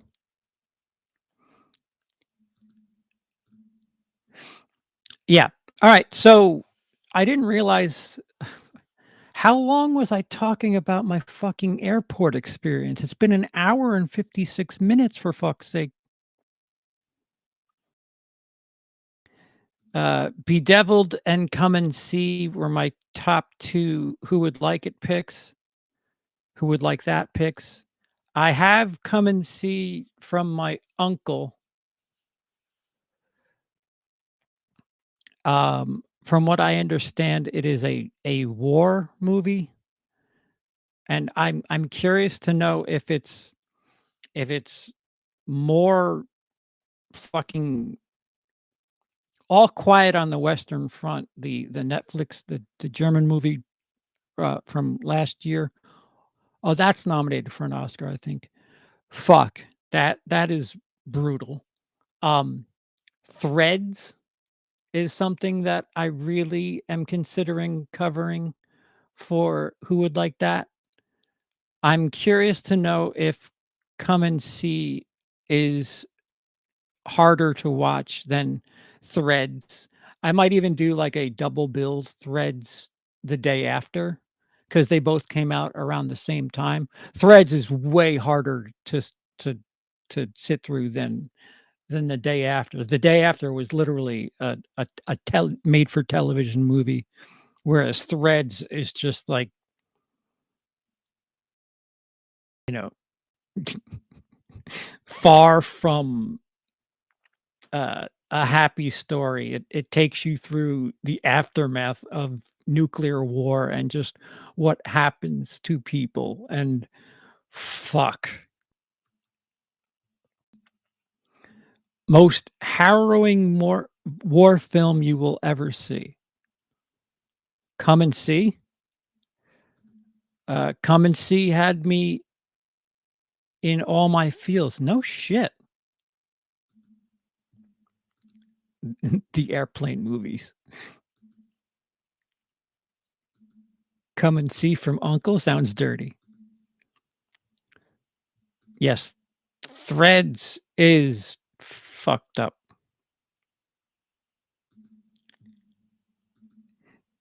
Tangerine is part of your Airport Saga soundtrack. Are you saying the Led Zeppelin song, Tangerine? Or are you talking about the film Tangerine?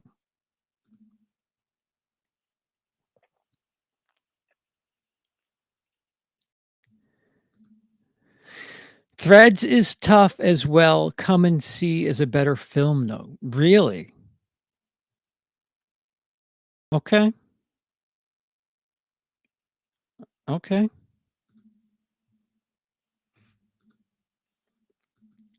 Zep, huh? Somebody's watched Almost Famous. Very, very, very good track. But yes, it is. I think when Emily first left, I did a video and I used Tangerine because it reminded me of the end of uh, Almost Famous. Is that on 4K yet? That movie's brilliant. I'd really love to cover that movie like at length. Uh, it's one of those few movies that like really make you feel like you're going on vacation to that like period. And again, it's fictionalized band, but I liked that universe. I would like to vacation in the Almost Famous version of the '70s. Yes, 4K. Okay. All right. That's good to know. Now, if only there were, what's the most that it's certainly not a contender for who would like that. So, I need something fucked up to happen in a film for somebody to send it to me.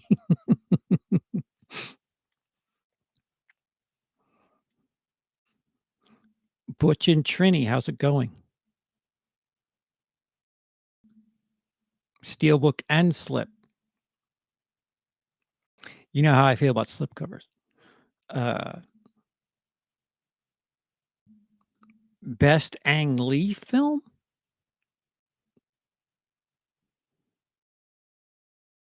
Brokeback?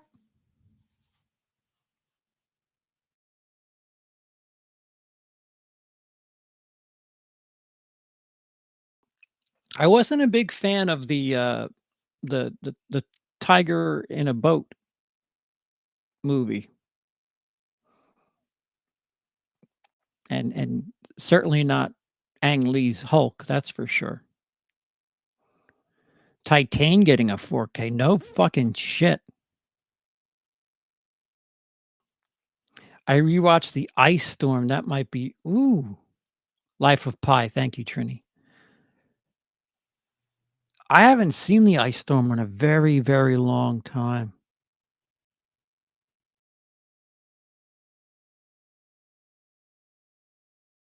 I Yeah, uh, Ang Lee has certainly come a long way since Tiger in a boat.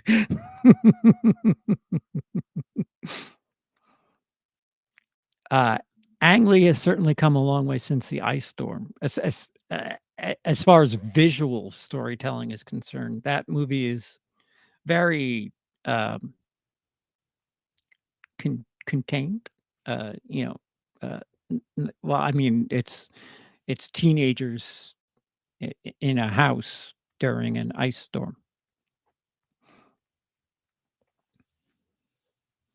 I picked up Censor. Ah, that was the other one that I was gonna look for. Fuck. From Vinegar Syndrome recently. Yeah, Second Sight, the people that sent me Raw, they had a special edition of Censor that, um,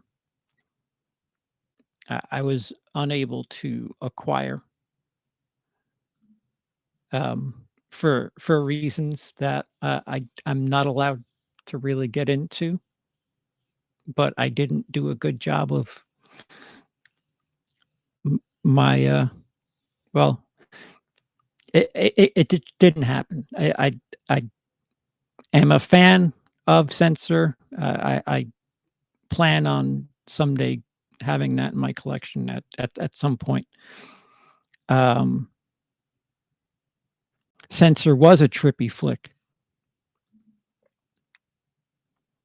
Yeah, I quite enjoyed it.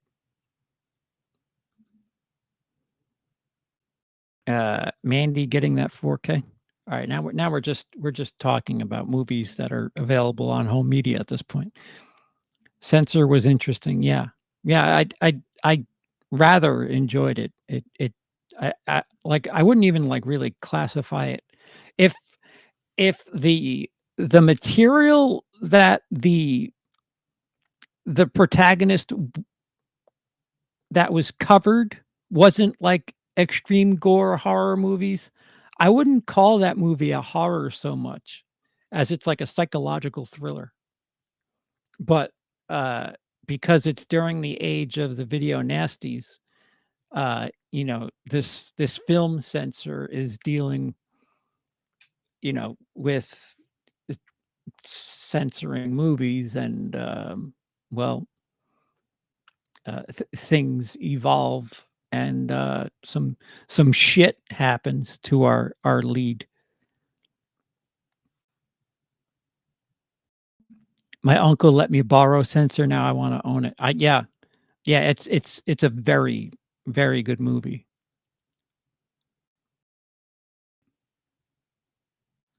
Should have a discussion about a forgotten movie, although based on a true story. Oh, you're talking about the plane crash movie. Yeah. When it comes to who would like that, like there's that Australian movie, My Neighbor or the Girl Next Door, or, I forgot what it's called. Um, that was suggested to me for who would like that, but I am certainly as fuck not going to cover it because part of the who would like that thing is, uh, I don't want to cover things that are, you know, inspired by real life is one thing, but based on real life, I just I I can't do my typical fucking jokes and shit. It's a little distasteful. but Alive, yes, great movie. Uh, but considering what happens and what actually happens, it's not a contender for who would like that at the very least. Marcy, what's going on? The Return of Marcy. Electric Marcelou.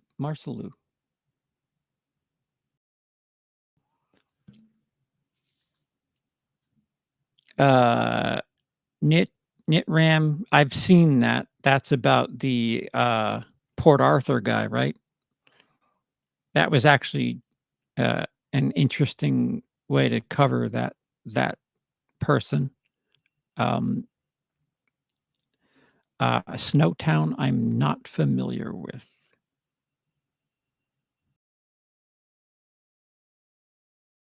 But, yeah, Knit Ram, uh, fuck.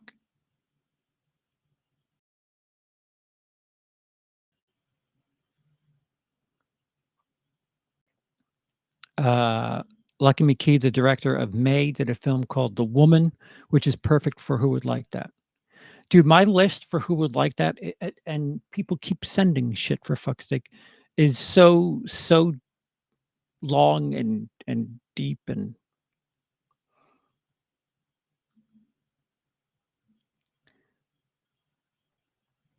have you seen any good Danish movies, CP? Um, I'm still waiting on Checkered Ninja 2, but Small Town Killers is the most recent thing that I've watched other than Turn It Ninja. And I didn't see, the drinking movie, which I've been told is quite, quite good with Mr. Mickelson. I've had a couple of people request that I cover stuff like Last House on the Left, and I'm like, face orange biting nails? Is that's gotta be an emoji. Why would that type that out like that? Yeah, yeah. Just keep telling yourself it's only a movie. It's only a movie. It's only a movie. Ugh. As you said, because of my style of reviewing and humor. Yeah, yeah, yeah. Who would like that is, and I do, uh, spoiler for the Bedeviled, who would like that. It seems like that series is just about one physical action, and, it is assault involving private parts. That is the one common denominator with that fucking series.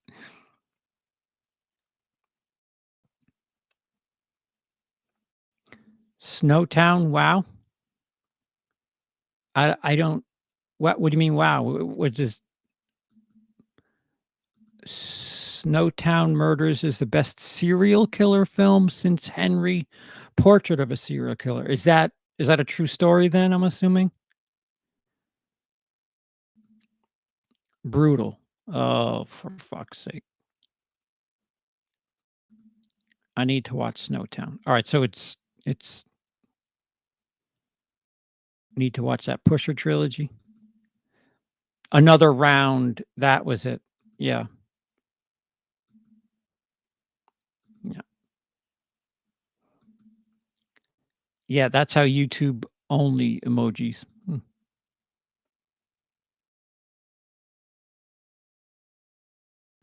Have you seen some of Anders Thomas Jensen's movie, the Danish Quentin Tarantino slash Guy Ritchie? No,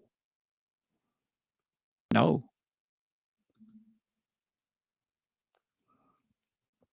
The only prominent Danish director that I have that at the front of my mind is Lars von Trier. I try to recommend who would like that movies I think that are good. That's why I never recommend something like Baiser Moi.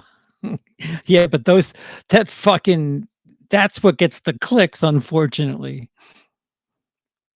That and fucking Sallow and Caligula just had I known Caligula would be a steady just 1,000 views a month, I would have really, really approached it differently.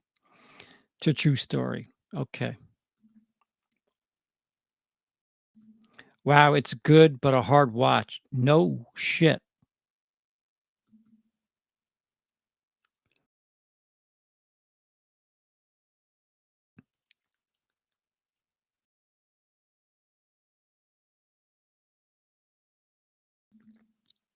Thomas Vinterberg, the guy behind the drinking movie, is basically the Danish Christopher Nolan or Del Toro. Hmm, okay. We don't need Lars von Trier.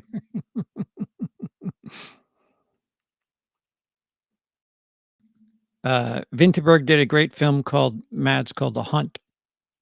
Oh, that is on my radar. I think I think my uncle has that somewhere. Speaking of movies CP hasn't seen that probably shouldn't be watched, I'm roping him into a live stream commentary of Manos: The Hands of Fate. Yay! It's gotta be more entertaining than fucking Amityville Karen. I mean, fuck. Translation, donate now.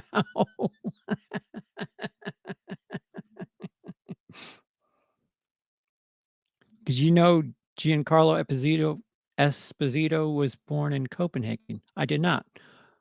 Kubenhavn.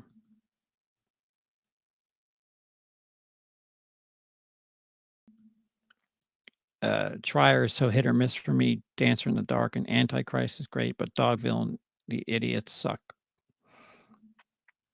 Yeah.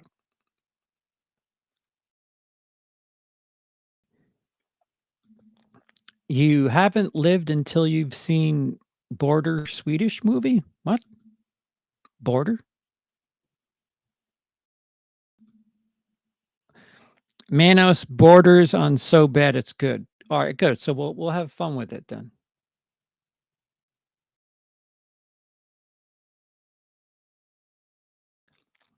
What type of Danish movie do you want? Just good shit or what? Well, I mean, no country exclusively makes good stuff.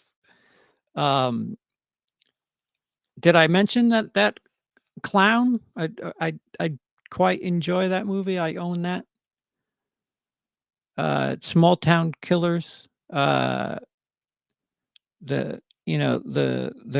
Klassefesten trilogy. Was it 3? I know there was 2 of them. I wouldn't say that those are, you know, five-star movies, but, I had a decent enough time.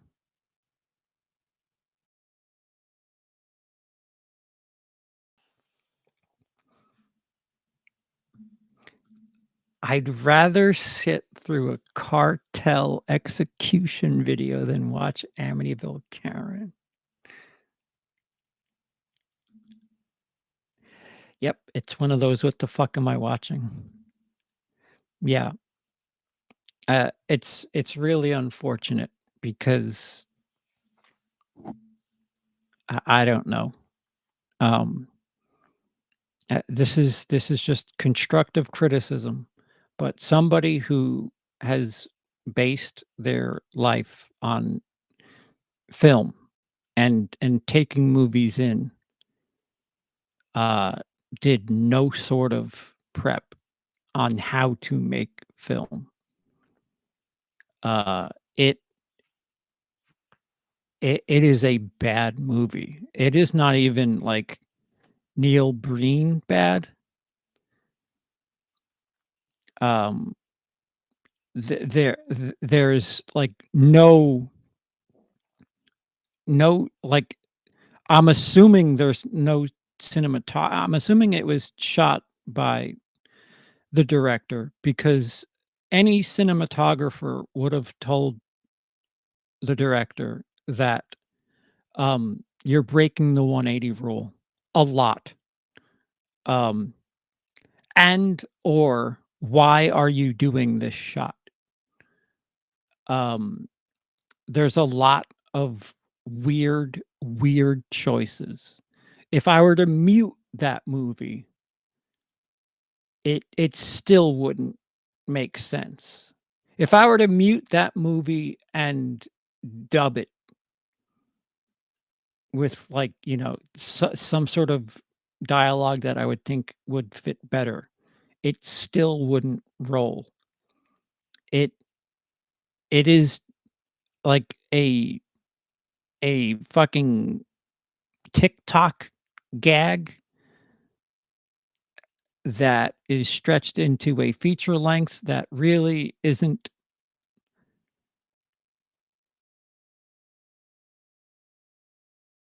um, uh, I don't know, inspired. Um, there's no true protagonist. Um, yeah, I'm listen, if I go any further, I'm gonna be labeled, uh, a piece of shit again by all of the BlueTube community. So, whatever. Uh, uh, it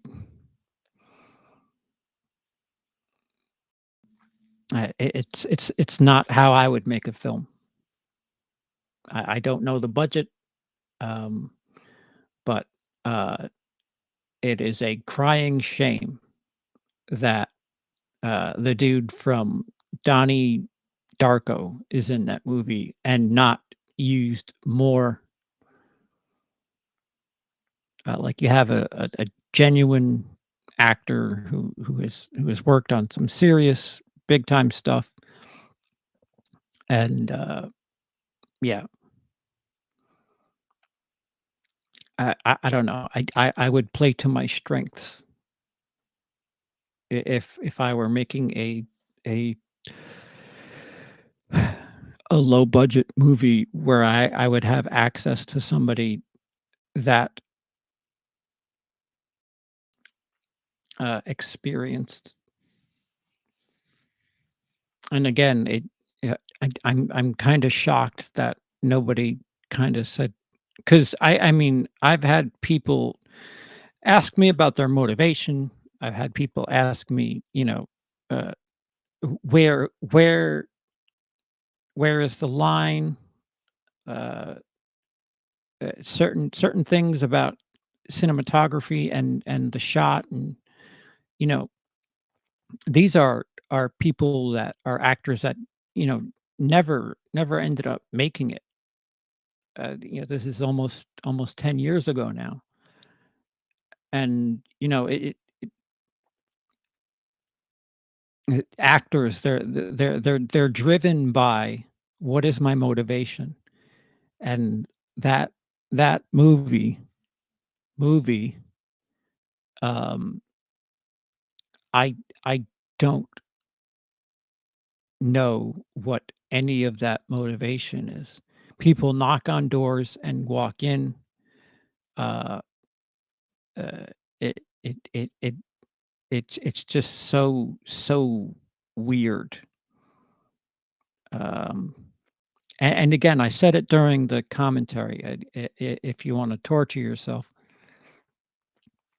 um, when it comes to making a Blu-ray pickup video, he knows how to make establishing shots. If anything, he's done quite quite decent work establishing where he is and where he's about to go. It's a gag at a certain point. Into Target we go, into Walmart we go. But for a feature length film, we don't get establishing shots. And another thing is, and this is me, I fucking hate handheld. I really hate handheld. And I'm convinced that, no money was used on sound, or nobody was mic'd, even though as if to cock tease anybody watching, there's a thing where somebody is literally holding a prop microphone.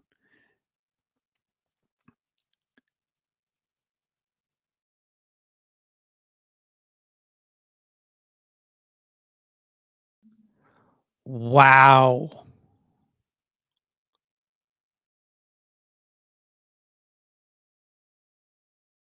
Yes. Yes. Pooh does have more merit than Amityville Karen. Yes, because there are it's bad, but it technically there are aspects of the film technically that are done proficiently. Technically. Everything about AK is just I I don't know. I don't know what was what was the motivation for anything behind that. Hey, Stiffy, when is the 9-hour Human Condition marathon gonna be on? Do I have to watch all 3 in a row?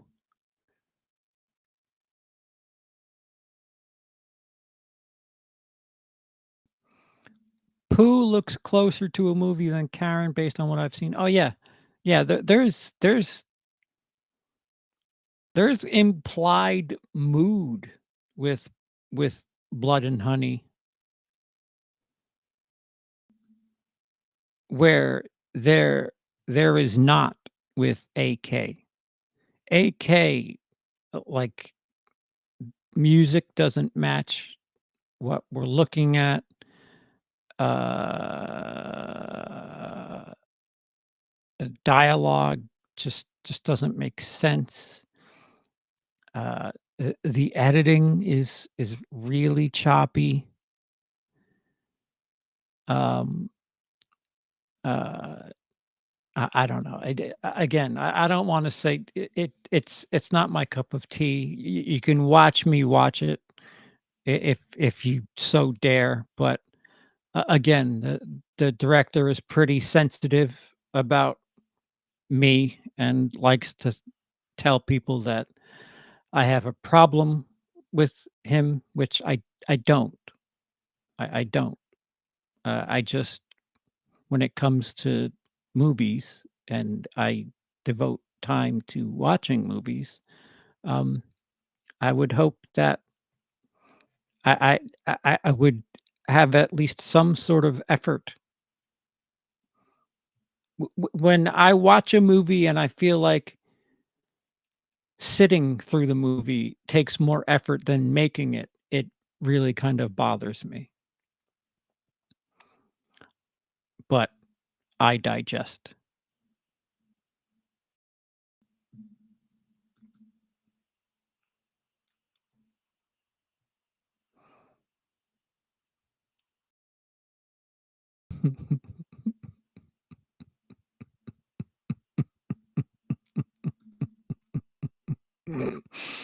Yeah, that's not gonna help my case much, Jacob, thank you. My favorite movie is Inception. Inglourious Basterds is a close second.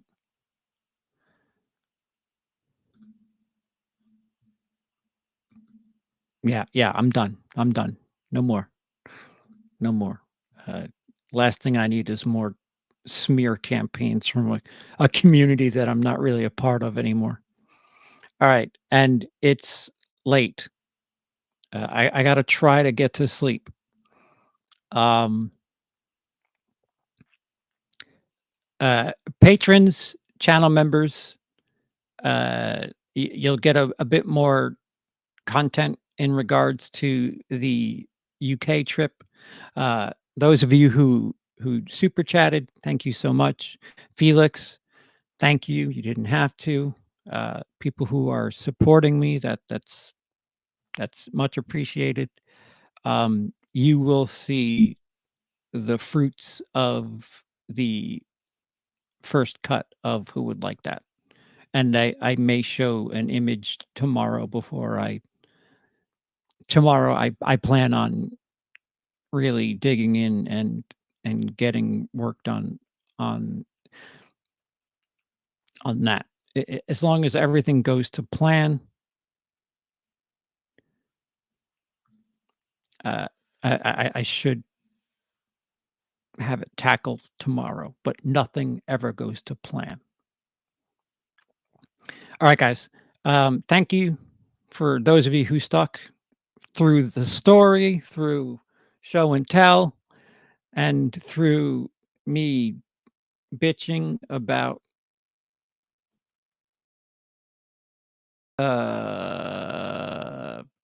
well, whatever. I don't want to get involved in that shit anymore. I really, really don't. Just bye, guys. Bye. Have a good night. We'll see you. I think the next time you see me live will be over on Cody's channel for The Last of Us, episode 6 and 7. Deuces, my nooses.